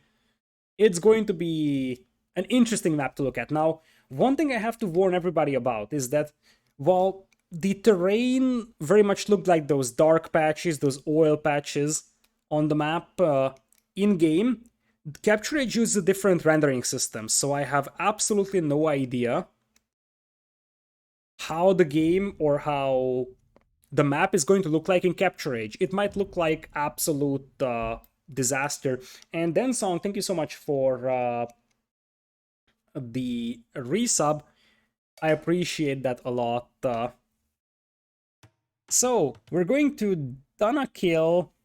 Once again, thank you so much, Densong. And let me fire up Capture Age. The moment of truth. How does this map look like here? I'm gonna have to reset the teams as well because, well, obviously, it is sort of a new game here. So we're gonna have GamerLegion on the left side and VNA. And we have a 3-0 scoreline for GL. Alright, so welcome to Danakil. This is a preset map. For just the good measure, one can collect no less than 160 relics on this map that actually have a tree icon for whatever reason, but make no mistake, that is actually all relics that I selected. They are guarded by smoke monkeys that do have 99 attack and 99 melee and pierce armor, so I guess they are furiously protecting those relics over here. There is little wood on this map. You have to work with these annoying little bushes overall. Your starting gold is actually very limited as well because you got just 2 tiles here. You have oil fields in each of the corners, so you see that these dark patches are sort of burning oil over here. And that's where most of the gold is at, and in the middle, you also have burning oil surrounding stone. You cannot pick Aztecs or Burgundians for this map, so the reason why the civilizations are like this is because there's only 6 possible Hold on! We got jebaited! What type of sorcery is this? These are not even relics, these are actually relic-skinned plants. And, oh my god! If you kill the relic, you get a tree that is worth 300 wood. My brain is dying. This is like, I mean, I understand gimmicky settings, but this is a little bit too much for me to take in. So, basically, these are not even relics. Not a single one of these are relics. The gold that you have to access is in the corners. And the reason why you have these things over here is because if you chop them down, then you will actually get the tree. Now, I'm not sure if they have a graphics mod for this. That could be something. I mean, it says plant. So I'm not even sure if these are supposed to be relic skinned, but still, they definitely look very gimmicky. Yeah, this looks like a T90 comic game map, honestly. I totally agree. That's the stupidest thing you have seen in AoE. I think it's tied for the stupidest one. I've seen a tournament where you had you actually didn't have boars, you had crocodiles chasing your vills, and the crocodiles actually gave you just as much food as a boar gave you. However, you gathered like blazing fast from crocodiles, like faster than shore fishing, and everybody was like, it was actually worth it to just luring crocodiles by walking up to them, letting them chase you to your TC, then kill it there. The middle ones are relics, right? I wish I knew, buddy. I wish I knew. I don't think so. These are also written as plants. I think every single one of these thingies are actually these fake relics here. But, like, oh, imagine, this could be a great game. We need to do something like this. Lil Trouble had that AoE decathlon thingy like a couple of weeks ago. I can propose a new game for her. You put 8 players into this map. And the player that picks up the actual legitimate, like you would have one relic amongst all of these imposters. And the player that actually picks up the only relic from the middle wins. That would be a so cool sort of commie game, or like sort of a decathlon style game mode. There's actually some like legitimate relics on the outside, but this would be a crazy thing, like find the imposter style thing.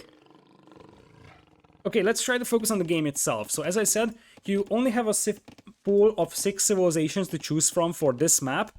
And it looks like GamerLegion, who are on the left side of the map, will be having Viper as pocket Persians, no surprise about that. And the Chinese for Jordan is no major surprise either. Malians is a bit of a surprise though from TaToH, but considering that this map doesn't have a huge amount of wood on it, it could make some sense. Other side, it looks like we're gonna have a different approach here. Ethiopians for Say My Name in red. Berber's pocket for ACCM in yellow. So they might try to play this one aggressive, because if this goes into Imperial, they don't have paladins. We also now see that fake relics are actually being killed with wheels by this little candy cane that's not actually made out of candy, and that's the one that is used to kill sheep. And also, every hit delivers 1 damage on this little plant over here. It seems like scouts are actually more efficient at killing these. Regardless, we have a Drush coming in here, so let's try to focus on the game and ignore the completely gimmicky and crazy settings. As the quick walls are coming for Jordan, Say My Name and the ACCM team up their scouts alongside this Drush, and it actually is a Man-at-Arms is opening. So this could be pretty lethal to Jordan, because protecting your wood lines is pretty hard over here. Quick walls are coming in for Jordan, goes for the archery range. So as I said, Vietnam has to play an aggressive game because their pocket civilization doesn't have paladins. So you gotta play this aggressively, same thing with Ethiopians. Other side, you will have an archer play from Bad Boy, and we'll probably have archers as well from TaToH, although he opens skirmishers for the time being.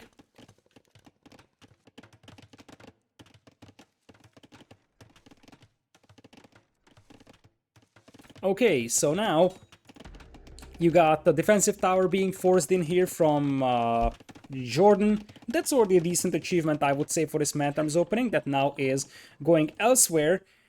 You gotta be careful going to the middle, because we have these somewhat scary looking monkeys based on their stats. It looks like they're not attacking scouts, but I wonder if they would just go and destroy Men-at-Arms.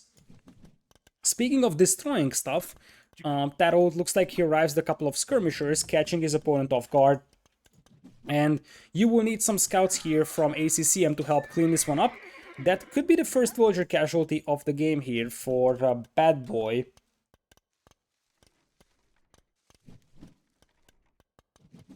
Can you pick the Vulik and leave it your base to plant a forest? Good question.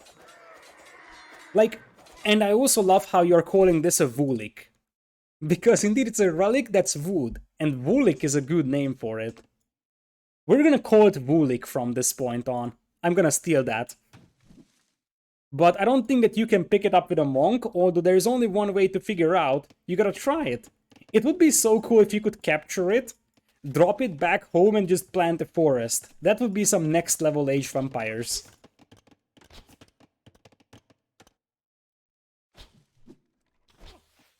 I mean, I have to add that the tournament, like one of the main goals of the tournament is to raise like environmental awareness and stuff like that. So planting forests will definitely be, you know, sort of a unique thing for a tournament that raises attention to the importance of like environmental stuff. Okay, now the archers are picking off those Vuliks, and here spawn the trees. No idea why Italian pines are spawning in the middle of the desert, by the way. Anyways, as I said, TaToH opened very heavy on skirmishers, which allowed him to push Bad Boy off from his gold mine, because Bad Boy opened archers. But after the scouts arrived from our yellow player ACCM, those skirmishers got killed very easily. So now we got 7 scouts over here for ACCM to chase down Vipers, 3 over here. And it looks like these monkeys are just chilling. They don't really care about this archer, apparently, so they are just peaceful. They're not actually guarding those wood lines. Feels bad. Alright, so let's talk about resources. It very much seems like the two pockets are investing about approximately similar amounts of resources into scouts, but Viper is actually splitting those up a lot more than ACCM does. ACCM keeps one big group of scouts together, whereas Viper actually splits them up to smaller groups. Viper has no upgrades on those scouts, neither does ACCM, but this could be a good fight for a Vietnamese team because they picked up Viper scouts and now they can jump on TaToH's archers. Still, Bad Boy is having a hard time getting his archer numbers up high because TaToH is going very heavy on skirmishers. So now TaToH is gonna be the one getting pushed back. Most of the players are going for defensive towers. And speaking of defensive towers, that's not something that Viper is gonna do, despite the fact that snowballing actually has managed to sneak a couple of those archers to the back of his base, and I think that's the same thing that he will attempt to do once again. Basically every single player went for a defensive tower here, the map is so open. So for now, TaToH will just keep adding archers and skirmishers, also slowly grinding down those Vuliks in here. Simultaneously, we are grabbing bloodlines for Viper. Viper is actually going very heavy on feudal aggression. You see that he's nowhere close to picking up the Castle Age. He's still just one stable, whereas ACCM wants to buy himself up to Castle Age here. Remember that he's Persian, so Persian knights will deal extra damage against archers as well, which means that being the first... Actually, no, he's Berbers. Never mind. In that case, he probably just wants to go for the cheap Berber knights anyways. But regardless, early knights here could actually swing the battle in their favor quite nicely. It looks like, as I said, Say My Name will once again just try to loop around with the archers and try to hit the back of Viper's base. Now, the thing is that considering that Say My Name is just sending his archers in small groups to the back of Viper's base, doesn't have like a big mass in comparison to Jordan, who's got 20 archers and those are ready to move out, and they are moving on towards ACCM's base. Archers now moving in. Viper not losing a single village just yet, but his market gets delayed. And this means that ACCM is going to beat him to Castle Age by a massive margin. In fact, all 3 Vietnam Legends players are going into Castle Age. But guess what? They just don't have protection on their vills, and now Bad Boy is the one that gets an exposed wood line here that is 2 vills down and a lot of idle time. Not the end of the world, because as I said, they're all going into Castle Age, and beating the opponent to castle with early crossbowmen and the knights from the pocket player could still make up for the 1 or 2 vills that they lose. It looks like TaToH starts moving into the middle. So how do these monkeys work? Let's talk about those while Vietnam chases this army. So they only have 9 HP, but they have 99 melee armor and 99 pierce armor, which means that every single unit deals 1 damage per hit on them. However, if you have more attack than, you know, or like even if you have less attack than their actual pierce armor, you will still do 1 damage. So this can be killed by 9 archers because each of the projectiles would do 1 damage, despite the fact that the archers have way less attack than the actual pierce armor of the opponent. In exchange, they have 99 attacks, so if you send one knight to kill it, for example, that one knight will die to it, because it will do 1 damage per hit on the monkey, and the monkey is gonna do 100, basically. So, for the time being, it looks like Vietnam will be able to chase down the army of Jordan here, and Jordan realized that, okay, now I'm up against knights, so I will just do my best to take down as many archers as I can. And they actually are not gonna be aggroed here in the middle, like I mean the monkeys, as Say My Name is sending a couple of crossbows towards the base of Viper. In this one, all 3 players of Vietnam in Castle Edge, this is the power spike that they have to use here, and I assume they will, as the crossbows dive in and they will focus down the vills immediately. Spearman just kind of trying a body block type of a thing here. Viper is up to Castle Age, and remember that he's got Persian Knights to destroy archers with, but he's gonna have quite a lot of idle time forced on him. Add this to the fact that TaToH is still 40 seconds away from Castle Age and he's getting pushed by crossbows, and this is, as I said, the power spike that Vietnam actually was looking for. Now, on another side note, let's point out that we are gonna have, first of all, Knights from ACCM rampaging Viper's base, so Viper's gonna have a tough time accessing gold. He's gonna have to rush up a TC here so he can actually access gold and get a couple more Knights out himself. But more importantly, this map is gonna be about wood control in the middle soon. So you could call this map even Wood Rush, just like Gold Rush. This is gonna be Wood Rush. TaToH's crossbow numbers will be better than that of Bad Boy's, but Bad Boy already going for ballistics. Ballistics is already coming in as well for Say My Name. The only player with more than 1 town center right now is Viper, but in exchange his economy is getting pushed pretty heavily, and it very much seems like ACCM will settle with the destroy of this one stable here, or let's assume that he can destroy that first, because that's not guaranteed either. So, for now, the crossbows here are still trying to harass TaToH as much as possible. TaToH's crossbow numbers are actually really high now, though, and it's something that's going to be a little bit more concerning now for Bad Boy, although he's got a couple of skirms here to help out, but he will still lose his mass here. Jordan tries to help out and relieve the pressure on Viper's base as Viper loses the stable to the Knights eventually. And now, as more crossbows arrive, we will have ACCM jumping on top of those crossbows. This is looking really good for Vietnam, because they're now destroying Viper's army here pretty nicely. They have ballistics in as well for their crossbows, +2 defense as well, and Viper is going to lose his army here. So will Jordan. It's 67 army against 45, and GamerLegion only has a 7 villagers lead right now. So look at this, crossbows also coming in from the other side, so Bad Boy will hit the back of Viper's base, whereas the focus comes in from the middle. It looks like Vietnam has learned from the mistakes of the previous games, and they realized that they can't just let Viper boom. And because of that, they will now go and focus him down, in fact triple him. It seems like Bad Boy is also moving out to the outside to grab some gold from there, and oh boy, Jordan could be in trouble here, because this town center, in all certainty, is gonna be denied here. As I said, they don't really have the numbers right now. It's 21 knights versus only 9, 38 and 28 crossbows versus 14 and 31. Although TaToH does have Thumbring, so that helps a little bit. But still, look at this. Crossbows from Bad Boy move in, idle a bunch of wheels, pick off a few. These crossbows are also looping around to hit the back of Jordan's base. And now Jordan's army is isolated, so the knights can just jump on them and Jordan's army is going to evaporate. It's gone. It's gone entirely.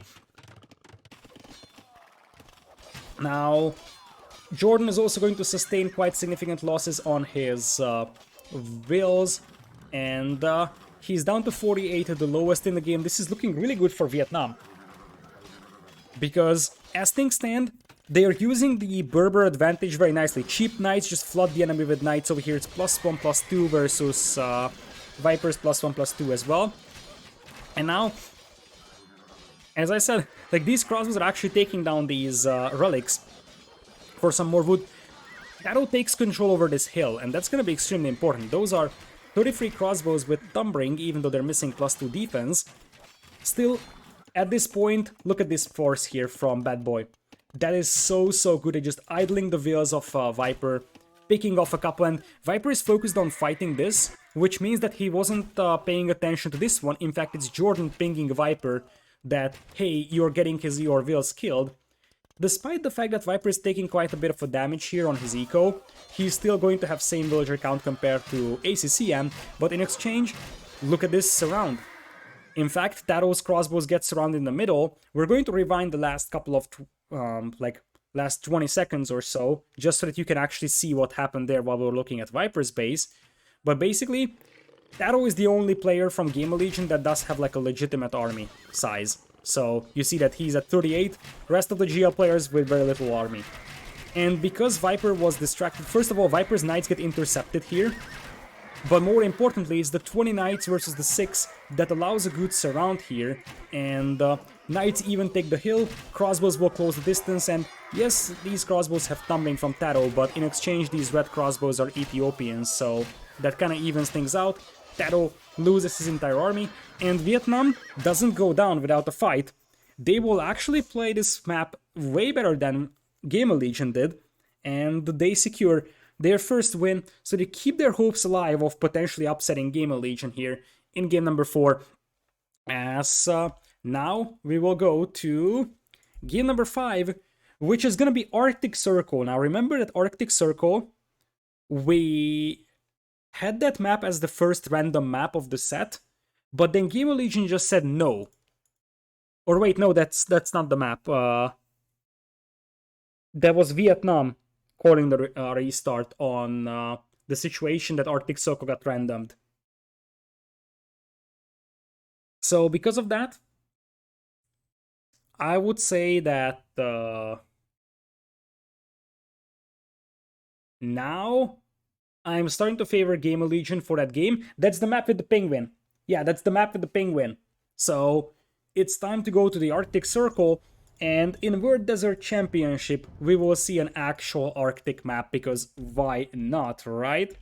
So I don't think that the Arctic Circle is as gimmicky as this map is. This map was like a little bit too much for my taste. I think this map, this Dunakill, is probably the craziest map of the entire tournament, although that's a brave statement because many of these maps are like absolutely brutal. So yeah, we're probably going to play the land of penguins.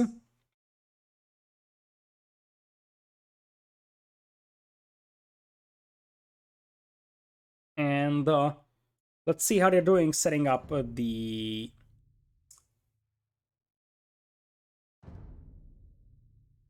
game. No game up just yet.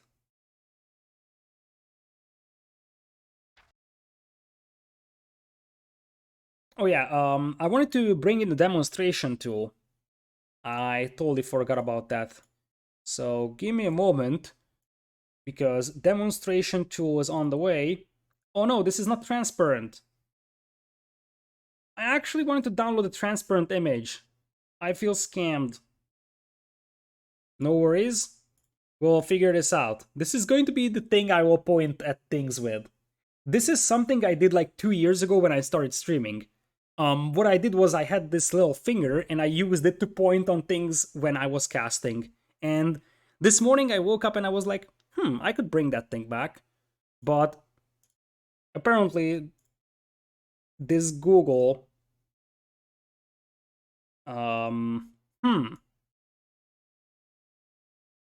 Yeah, that looks like it's reasonable. So the reason why the score is like this is because game number 3, or score number 3, is given for a best of 3 set. This game, 3.1 was won by GL. This game was won by Vietnam, so it was 1-1. But then the final one was won by GL. So for everything that happened in here, GL gets 1 score. That's what you see over here as the third one after the first 2 wins. That's how this works out. And now we have the game number 4 being won by Vietnam, and we're going to game number 5 over here, which is going to be Arctic Circle, the land of penguins, and I will park this finger over here for later use.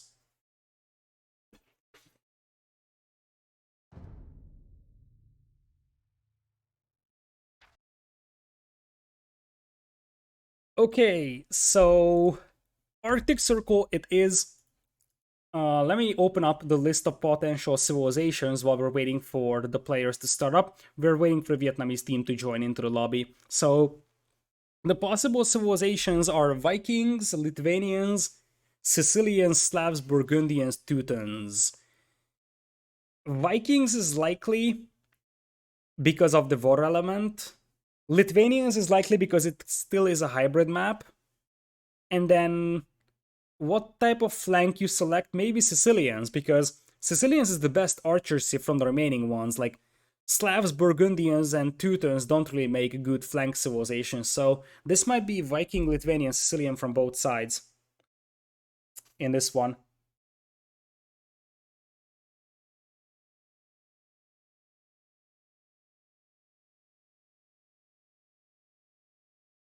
Okay, so we are just waiting for the Vietnamese team to get into the lobby. They probably want to discuss their strategy, so that's why they take a bit longer break. Like, they are really the ones that have to win this game, right? If even if GL loses that, it just moves them to game number 6. But if Vietnam loses this, they're out of the tournament, and especially after winning this game over here, they may feel that there is some blood in the water, like on literal terms. While we're waiting, I would propose that we take a look at the Arctic Circle in detail. So let me bring that up. Arctic Circle.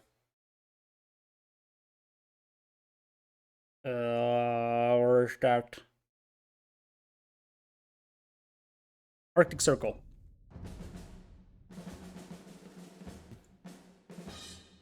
So get rid of that. And this is how the map looks like. Hey, McCausland, hello there. So here's how Arctic Circle looks like. This all has snow, but my game has no snow mod on, so we're not gonna burn each other's eyes out. But theoretically, this is all ice, and you will see that in Capture Age. You have a bunch of penguins lying around. The reason why you see this as shallows is because, as I said, I have no snow mod on, but this would all be ice that you would see over here. A lot of fish in the middle, so I think fishing is a possibility there. I think you can build docks. I'm not 100% sure because it might be, unbuildable terrain at the edges. You also have quite a lot of fish on the outside, so it's going to be a matter of balancing how much you invest on the outside and the inside in terms of water control. Other than that, it seems to be a fairly standard map in terms of resources. So that's Arctic Circle for us over here. Okay, so now we're looking for the game over here. Can you eat the penguins? Nope, you can't. I think penguins are just aesthetics, but we have seen some crazy things before, so you never know. Alright, ACCM is in, which means that he will be able to invite the rest of the Vietnamese team in a moment.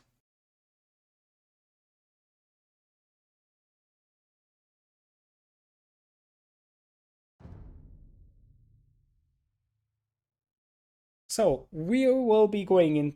Penguins are like a wolf, aren't they? I honestly don't know. Based on, like, when we looked at Arctic Circle, when they actually called a restart, I saw that penguins only have one attack in this version, so they might be like wolves, but they seem to be fairly weak when it comes to basic damage. But absolutely, indeed, we had Woolix, we had 99 damage monkeys, and stuff like that, so who knows?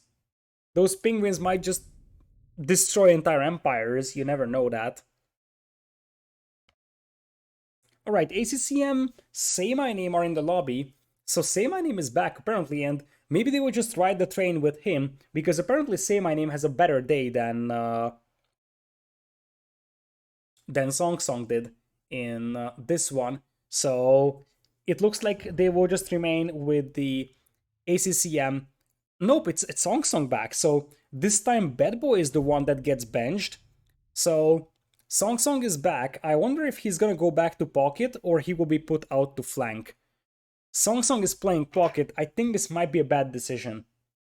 Because ACCM played so good Pocket, and he was supported by Bad Boy. Bad Boy is mostly an Archer's player, and Say My Name is usually Archer player as well. That was a nice combination, and I feel like they are kind of throwing that combination away right now. So okay, they change up things. I like this a little bit more. ACCM will be playing Pocket. That makes a lot more sense. So I don't mind necessarily like replacing Bad Boy with Song Song for this game, but you want to do so in the flank because in a 3v3, the Pocket player might be the most important player of all. So having your best player out there is probably the best scenario. That's probably the reason why GL has Viper as well in the Pocket. And for Vietnam, it makes sense to have ACCM playing Pocket.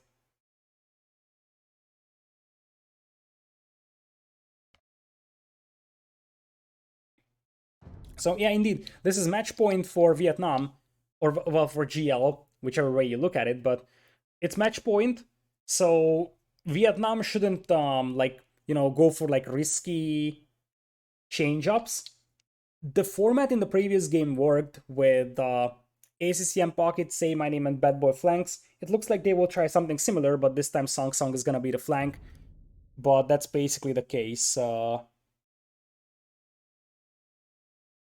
Oh yeah, indeed. There was an era where Vietnam Legends had Brazilian players in them. That was the ECL era. I don't even remember who the Brazilians in that team was, but there were some interesting setups in the Escape. Like it was a 1 year long tournament, so there was a lot of change ups. But yeah, I remember that as well. Who was that? I don't think it was Miguel and Dogao, although because Miguel and Dogao played for Heresy back then. Although Miguel and Dogao, I think, joined Heresy later because eventually, or like at the beginning, Heresy was like Melkor, Fëanor, Eddie, maybe. Nili was part of that. I think even Hera was part of Heresy for some time. Let me open up. But yeah, that was very, very chaotic from many. Escape Champions League. We don't actually have the teams, we just have the breakdown. Let's see. West Europe 3v3s. Stark was the Brazilian player that played with Vietnam Legends. Vietnam Legends looked like, and this was the latest stage of Escape. So before the big grand finals, or I think that was the one, right? Yeah, I think so. So even before the big grand finals, you had Vietnam Legends with ACCM Say My Name, Backty, Song Song. Bad Boy wasn't the thing there. There was another Vietnamese player called Cool who actually played there. Cool sort of retired from Age of Empires 2 and started playing Age of Empires 1. In fact, he was a very good Age of Empires 1 player. And since there is like an enormous Vietnamese community on Facebook Live that loves Age of Empires 1, Cole actually sort of went to play full-time AoE 1. In fact, VNS Cole is one of the best Age of Empires 1 Definitive Edition players. So, yeah, that was the team. ACM Say My Name, Cole, Backty, Song Song, and Stark. There were some other interesting setups, as I said. Like, for example, Heresy having a lot of players flexed around. But what I wanted to go for indeed is that between the 31st of August 2018 and the 28th of September 2018, so for basically 4 weeks, Hera was a member of Team Heresy as well. So there were a lot of shakeups during that event. And then after that, he joined Aftermath and he played the tournament there and only left Tempo Storm in like mid 2020. But yeah, that was an interesting era of competitive Age Vampires. Now it very much seems like the players screwed up something, so they will actually have to rehost the lobby. So we're gonna have to wait a little bit more. Why is Bhakti not in VNA team anymore? It's a good question. I don't have any like insight to the Vietnamese community, so I don't know if there's like personal things in there as well. But one of the things with Bhakti is that like he got married, he's got a family, he is unable to focus as much on the game as he could before. So like when I started casting, Bhakti was a top 10 player. He's more like 12 to 20 nowadays, and he's extremely inconsistent. He's still a very, very good player, but probably the main reason why he's no longer playing in like a huge amount of events is because he just doesn't have the time for it. He's probably prioritizing family in this one.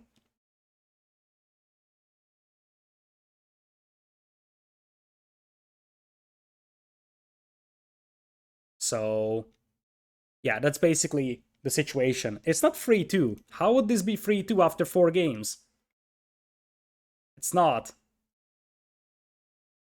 The reason why people are actually like free to wing all across Twitch right now is because it seems like one of the teams screwed up the Civ selection, and then there is the admin win memes. But I think GL and Vietnam will just settle with, okay, whatever, we're just gonna repick civilizations and go for it. But it's a free one scoreline. So Bhakti still is active in 1v1 tournaments, but it's more about the fact that probably ACCM and Say My Name, ACCM and Say My Name were always the duo. So in 2v2 events, ACCM played with Say My Name for a long, long time.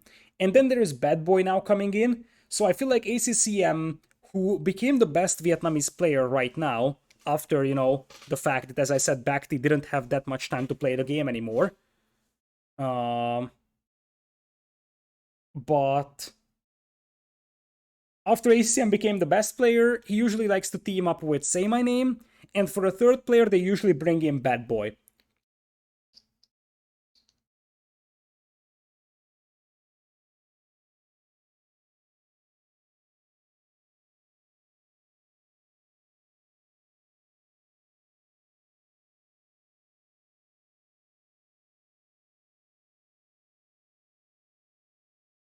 I'm not sure if Bhakti actually stands for that, McCausland. What we know is why it's a capital T. The same reason why the capital T is there in Doubt and TaToH, I think, as well. Basically, they are all from the old Tyrant team, and because of that, they have the capital T in their name. So Bhakti was a long time player as well. Okay. What's the correct pronunciation? Bhakti or Bhakti? No idea. I don't know if it's Bhakti, whatever. I will just pronounce it the best I can. Regardless, we're going into the game over here after sort of a brief break, and because the lineup of players were changed, I will have to go for the reset in the score, and I will also have to type in the new names because the game resets it if there is a substitution. So welcome back to the World Desert Championship here. This time we're going to the Arctic Circle. We will be having Viper as Lithuanian Pocket in green, no surprise about that one. Vikings for TaToH in blue, and Celts for Jordan in teal. Other side, Vikings for Say My Name as well in red. You're gonna have Song Song as Celts in purple, and we will have Burgundians for ACCM in yellow. So it looks like they don't go for the Lithuanians, which is a bit of a surprise because there is so much fishing opportunity over here that the Lithuanian fast dock strategy could be extremely good, and you see that Viper is already sending out a will here. So as we discussed in Arctic Circle, we have a bunch of fish in the middle, bunch of fish on the outside, and these ice patches are also unvolable, so voling yourself is going to be a little bit challenging in this one. And the flanks are actually the same, although they are up against the opponent's other civs. So Viking versus Celt on the south, and Celt versus Viking on the north. Viper already dropping the dock over here in this one, as he's going to say hi to the penguins. Right now these boys are just chilling here. So technically, it's 15 HP, 1 attack. In theory, they could actually behave aggressively, but we have seen no such behavior just yet. So for the time being, it looks like Say My Name is gonna push in some deer. It's worth noting that as we speak about the Arctic Circle, there is a huge amount of fish, but not a lot of starting food. You see, no berries, very little sheep. You only start with, I think, 4 geese. Little hunt, no boars. So you're gonna have to go for heavy fishing, and that's one of the reasons why Lithuanians are so good over here. So I don't think that you can actually hunt the penguins, because otherwise it would tell you how much food they have on them. So I don't think that the penguins are huntable. In fact, penguins are just chilling here, observing as carnage will unfold eventually. So, as things stand, the middle here is actually fairly well volable. But as I said, you won't be able to wall the outside completely. So it's not like one just walls off the side here and then boom, the pocket just booms. Speaking of booming, that's going to be a tough one to pull off overall.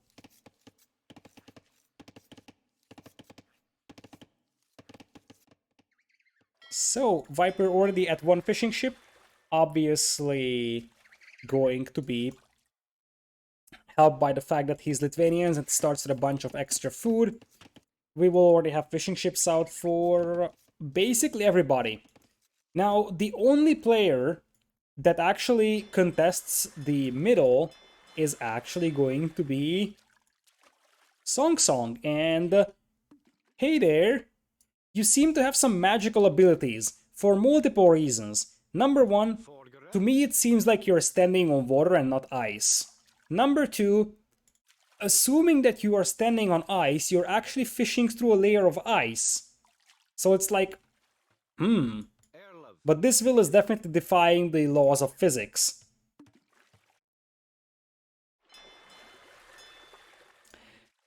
Burgundians, as I said, in the pocket for ACCM. He's on the outside. We have outside fishing for all GL members. But the fact that they're all fishing on the outside means that Song is going to have a pretty untouched fish boom here in the middle, unless one of the GL members decides to go for a dock over there. Now, I would like to highlight that it looks like TaToH missed out on 2 of his geese over here. Just now finds them. Obviously, on a low food map like this one, that hurts quite badly, because you're not going to have enough food beneath your TC if you don't find the little geese that you would normally start with. So for the time being, it looks like all GL members are clicking up, and their ecos seem to be just generally better than that of the Vietnamese team, especially Viper in the pocket, although, as I said, it's not really something that is surprising. He is Lithuanians. Speaking of Lithuanians, relic-wise, he's right next to one over here. This one is easy to pick up as well.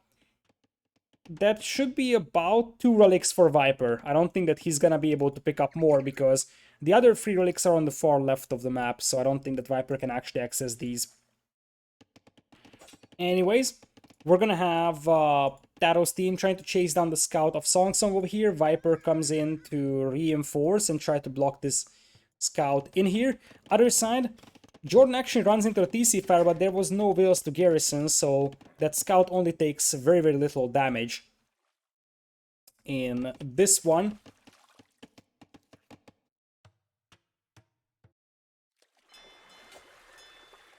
Looks like Song is also moving out for a bit of an extra hunt here. Is there a Walrus? I don't think so. I don't think that TaToH Vampires has a Walrus model. And now Men-at-Arms is on the way for Jordan. Where are those Men-at-Arms at? They're actually coming here on the shoreline. They will bump into a couple of wolves, which will decrease their overall HP a little bit. And Say My Name, he will probably spot these Men-at-Arms here. Oh, the timing is so bad here for Say My Name. He's trying to build a dock. He can't quick wall that will because that's on ice. And now I think the villager was the one that aggroed the wolf as well. Oh, this looks really bad right now for Say My Name, I'm not gonna lie. this man-at-arms opening is gonna work so well, and the overall concept was that Say My Name opens galleys here, but his dock is gonna be delayed by this one very heavily. Now, in exchange, it looks like we're gonna have a massive fish boom from ACCM here in the pocket. Viper, he is only on one dock, and he's going for scout, so different approach. It looks like Vietnam will once again go for a greedy boom approach. You see that ACCM is fully volleying himself. In fact, ACCM is playing a fast castle strategy here. Now, that being said, we're gonna have another dock coming in here for Say My Name, and he still has the galleys to sink the fishing eco of Jordan here. And that is going to be 3 fishing ships down. There's Whales fighting penguins. Where? I want to see them. It looks like this is where the penguin fight actually occurred. We'll keep an eye out on those. So it looks like penguins might actually end up attacking you. Anyways, you see the green ping over here in the middle, as Viper brings in the scouts that also have some special abilities of walking on water or ice. You could say that Song Song's fishing eco is on thin ice right now, because it's gonna be taken down by Viper's scouts, and I didn't expect that the entire pond is walkable. Which raises the question, as I said, how are you actually fishing on a completely frozen pond? But this way, it very much seems like Song Song is gonna lose his fishing eco, and now here's the deal. Song Song never bothered to go for docks on the outside, which means that ACCM's fishing eco here will be destroyed very easily, because TaToH is coming in here with galleys. Speaking of galleys, he also has a couple of men-at-arms on the left side of his base, so he's applying pressure with men-at-arms. Same thing against Jordan. Jordan, however, isn't able to push Say My Name here, because Say My Name actually went for docks. However, Song Song never went for docks on the outside. I feel like there might have been some miscommunication between the Vietnamese team here, because if you want to play this strategy, then what you need to do is Song Song also going for ships on the outside and just sort of shield ACCM from the galleys and make sure that, you know, you can just go for a fast castle here. A demo comes in here for ACCM, forces those galleys back for a brief moment. And now Viper is probably tempted to just run past the TC, and Viper should. Viper can run past the TC here, because Say My Name doesn't have whales to garrison. Look at this. What happens if Viper starts running around here? Say My Name will garrison 2 whales, and that's it. And I think this is the moment where Viper will probably start acknowledging that that's going to be the case. Picks off 1 whale here from Say My Name, and Viper could easily commit and run into the base of Say My Name here. Those are not good walls at all. Demo's trying to slow down the progress of our TL player over here. It looks like we also have Say My Name bring in a couple of whales on the shorefish here for some extra added food eco. Men-at-arms from TaToH are actually trying to bash their way in. And it looks like ACCM wasn't the only player that was fast castling. In fact, Song Song was fast castling himself, and oh boy, it's not that Vietnamese player, but it's someone that's going to employ the same strategy. It's time to eat some town centers, ladies and gentlemen, because here come the Celts. And honestly, if you go for like a pike and siege approach here that is supported by the potential early cavaliers of Burgundians, that could be very, very dangerous. Battering ram to open with for Song Song, probably a Manganov would have been a little bit more reasonable, but it's gonna be a pike and siege approach here from our purple player. Behind this one, TaToH has a big boom though, something that shouldn't be overlooked, and he's also on the way towards Castle Age. He stonewalled himself to avoid getting Huang rushed, but the thing is that Viper is the one that's actually exposed to this one. And once again, if they are able to hit the pocket and finish him off, or just do massive damage on him, that could be enough. Say My Name has a massive fleet on the outside, but I think now he's over-investing. He's got 12 galleys. If he can hit Viper's fishing eco, that would be jackpot, because if you just take down Viper, then that's going to turn into a Frey V2, basically. So yeah, indeed, it seems clear that the game plan for a Vietnamese team is just kill Viper. Because they're probably afraid of Viper just booming up in pocket and finishing the game. I like the adjustments that they made after seeing the first 2 games, that Viper is just out booming them. That's exactly what you gotta do. no mangonels, instead it's battering rams. So it's gonna be like brute force rush down that TC type of strategy with the rams. But you need some knight support for that. So team coordination is gonna be extremely important here because you need to keep those knights around your rams to make sure that the opponent's vills can just pop out of the town center and just destroy the rams themselves. Now, it looks like a detachment of galleys will go and hit the back of Viper's base, and that could result in all the fishing ships being killed. But TaToH coming in here with longboats, and we have seen TaToH with longboats a large amount of times now in this tournament. And I think that if TaToH comes in here with longboats, ACCM is going to lose all his fishing eco, so will say my name. And that could actually swing the battle in the favor of GamerLegion. It looks like Viper is not having any gold income, so he's making light calves right now. The galleys from Say My Name will come in and try to take down Viper's fishing eco. At this point, I think for Vietnam, what they probably want to accomplish is just making sure that the opponent doesn't have a good fishing eco either. So they're probably alright losing their own if they can take down the opponent's fishing eco here, as Viper is probably too focused on fighting this, so he wasn't given enough time to react to this one, and that many fishing ships, that could be a disaster for Viper. Overall ecos are very close, but choo-choo goes the train of rams, as we're gonna have a monastery for Viper. Viper is still on one extra town center, as TaToH slowly sails in with the longboats.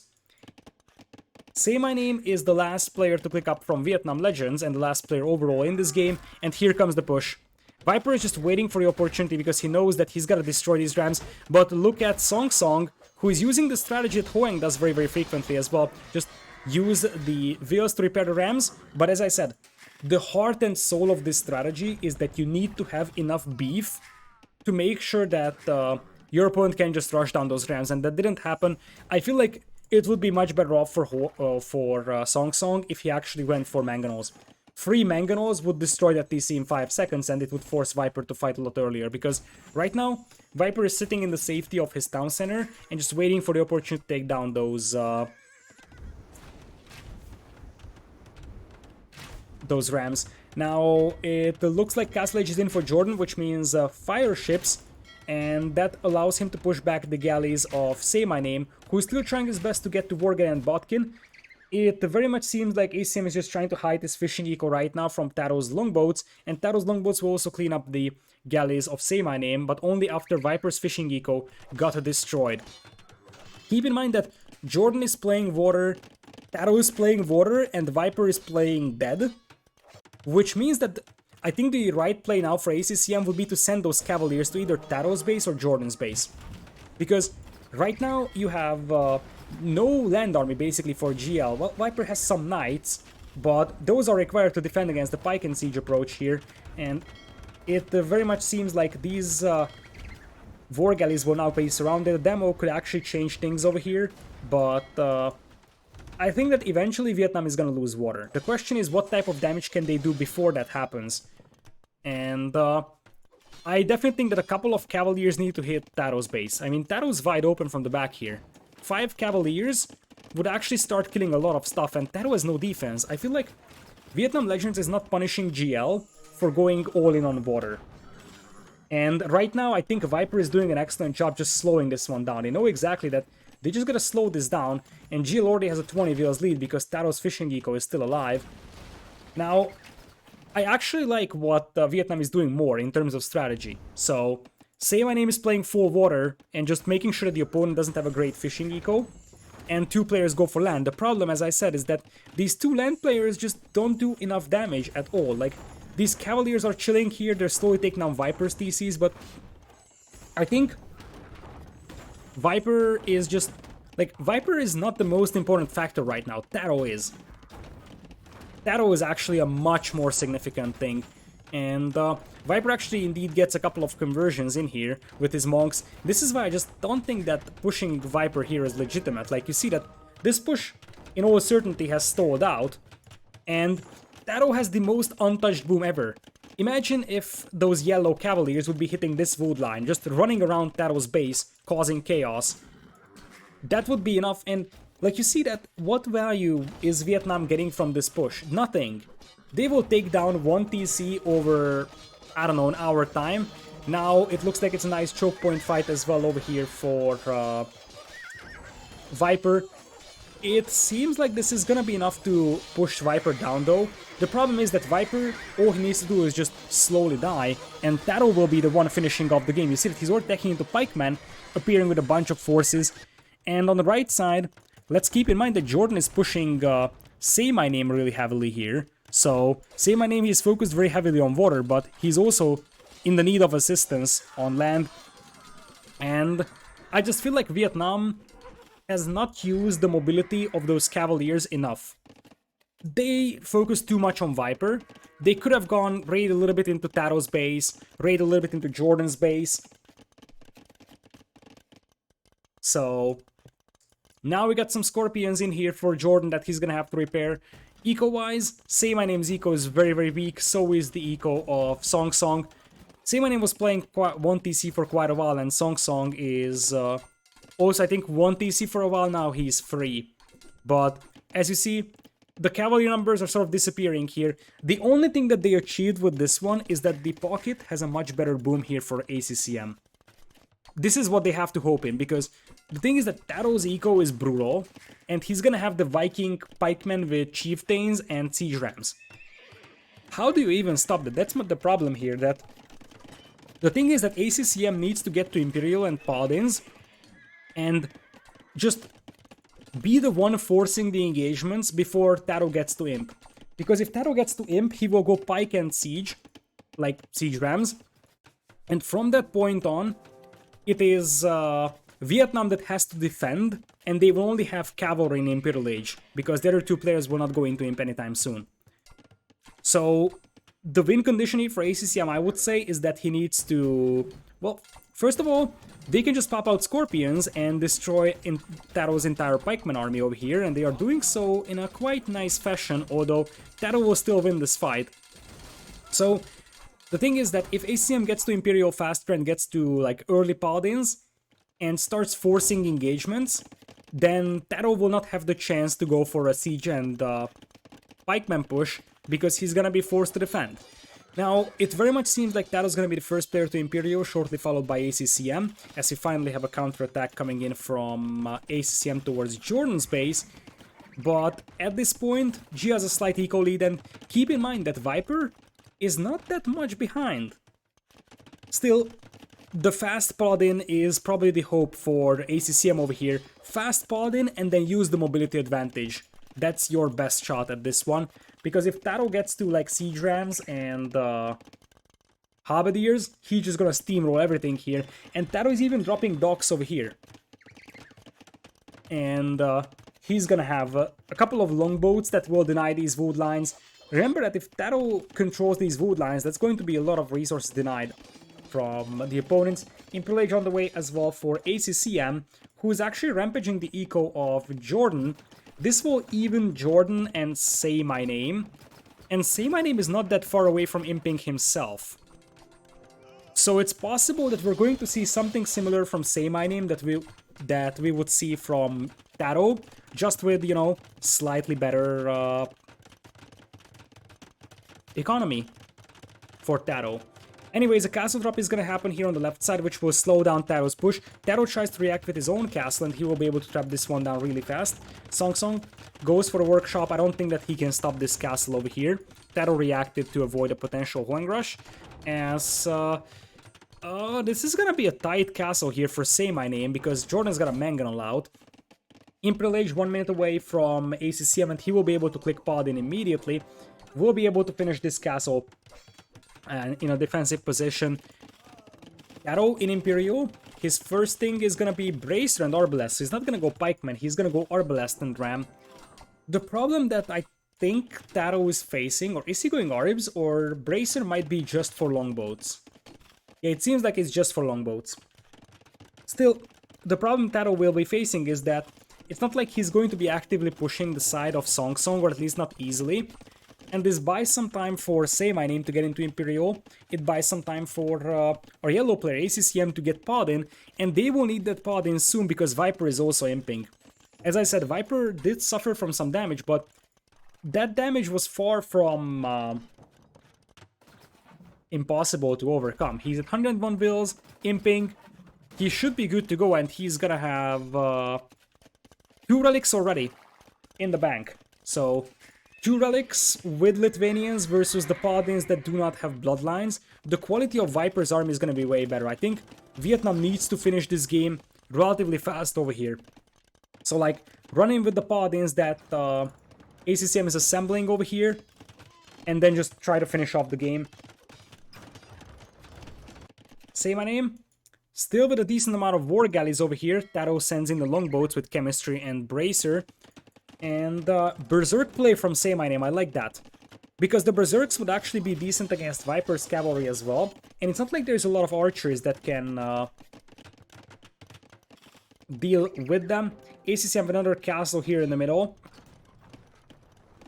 As Song Song is holding this one. Song Song is the only player that hasn't clicked into Imperial. Here comes the cavalry to try and take down the traps of TaToH.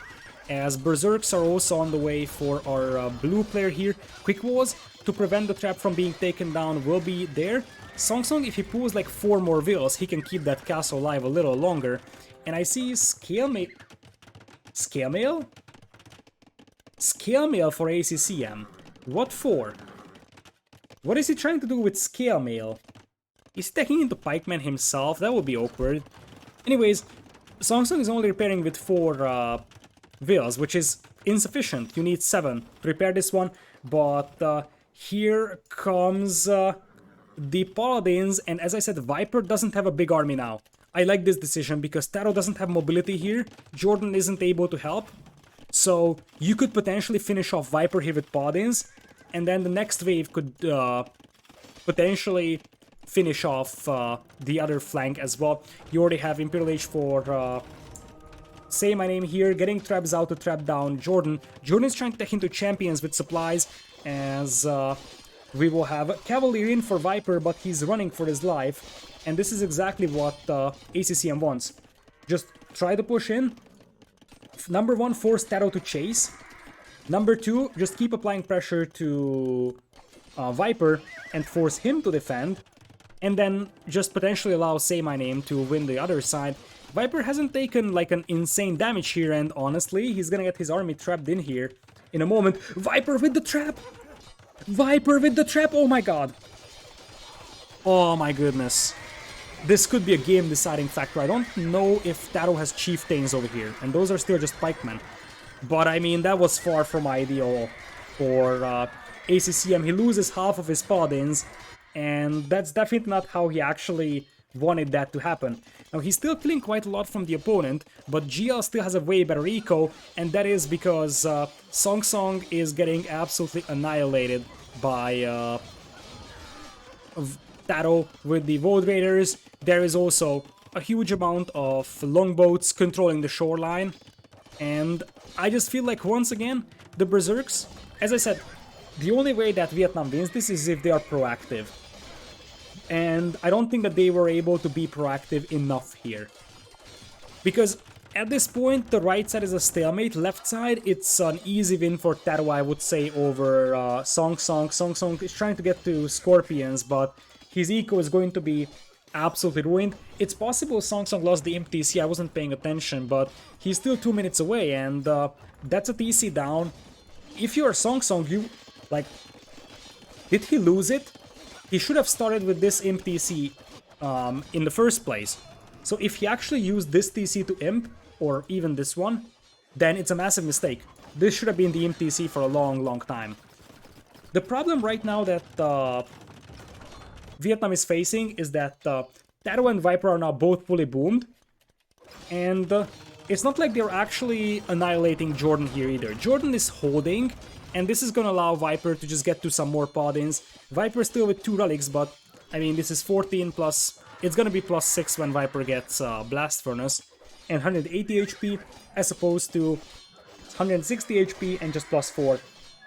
And you see that Song Song is just getting absolutely wrecked over here by the Berserks, trying to reboom as much as possible. But at this point, it starts becoming a 3 versus 2. Because as things stand, the army that Song Song can contribute with is basically nothing. And honestly, as I said, for a strategy that Vietnam did, I don't think that the execution was good. I actually like their strategy a lot more than GL strat. Like, go for the Hoang Rush on the pocket player and then try to lay him while the other pocket booms. The game plan was good, but the execution was very underwhelming. Especially, it looks like Song Song had a very bad day. I was skeptical when I saw him being subbed in exchange for Bad Boy, because in the first two games, Song Song had some very, very rough times. So, seemed to be the weak link in the team, and in the previous game, where Bad Boy, ACCM, and Say My Name were playing, they actually had a win. So I was somewhat skeptical about pulling Bad Boy, who had a pretty decent series so far, in exchange for Song Song, and apparently I was right, because this decision seems to be bad. Indeed, the other thing is decision making. They just wasted too much time trying to finish off Viper. In this game, Viper's role was being the big scary guy in the pocket. And you could tell that Vietnam was sort of focusing him too much. And that allowed TaToH to boom, and now TaToH is the one that just snowballs everything with Elite Berserk, because they don't have an answer to Elite Berserk. Now Viper will dive in on the castle, and the thing is that, as I said, these Paladins are just bad in comparison to the Paladins that the Viper would have, and I think we're seeing the final moments of this set here. Here it goes, Flemish Flevolution, I mean Flemish Revolution. And, I mean, nice, and ACCM does have 6 food in the bank to rebuild his eco, so at this point, it's gonna be demos, honestly. Here come the demos. This could be the biggest fail of a Flemish Revolution ever, because these guys will never escape the demos, and look at TaToH, he's waiting. He's not showing the demos just yet, and now ACCM is gonna be like, oh crap, here we go again. It's like, boom, boom, and that's probably the most underwhelming Flemish Revolution ever, because they would just be absolutely destroyed by a couple of demo ships. A stylish ending to a series, I must say. And at the beginning of the set, we were projecting something like 4-1, 4-2 for GamerLegion. It seems like that is indeed the score of this one. There is more, but at this point, they can't cross the middle, but they also can't cross on the outside. Speaking of the outside, now Jordan is winning decisively against Say My Name. And at this point, Viper is just content to fight those Flemish militias with his Paladins. He just has a so big advantage, because they know that replenishing those villas will be impossible for ACCM, as the Vietnamese team ends up resigning with a GG. GamerLegion 4-1 victory over Vietnam Legends. They go into the grand finals tomorrow, I believe. So they will be playing the grand finals tomorrow. The opponent will be the winner of the other semifinals, Suomi versus Tempo Storm. We don't know that either, because it's gonna be played after this one. But it's either Tempo versus GL or Suomi versus GL in this one. Vietnam had some nice moments. I just feel like their execution was slightly weak. Well, not slightly, but actually considerably weaker than GamerLegion's execution. And that was one of the reasons why they had a really hard time actually executing their game plan, because their game plan was often good. This game especially, their game plan was better than GL's, but it very much seems like the execution issues were more concerning, and the GamerLegion ends up winning the game. And with that, the set ends. GL moves into the grand finals of the tournament.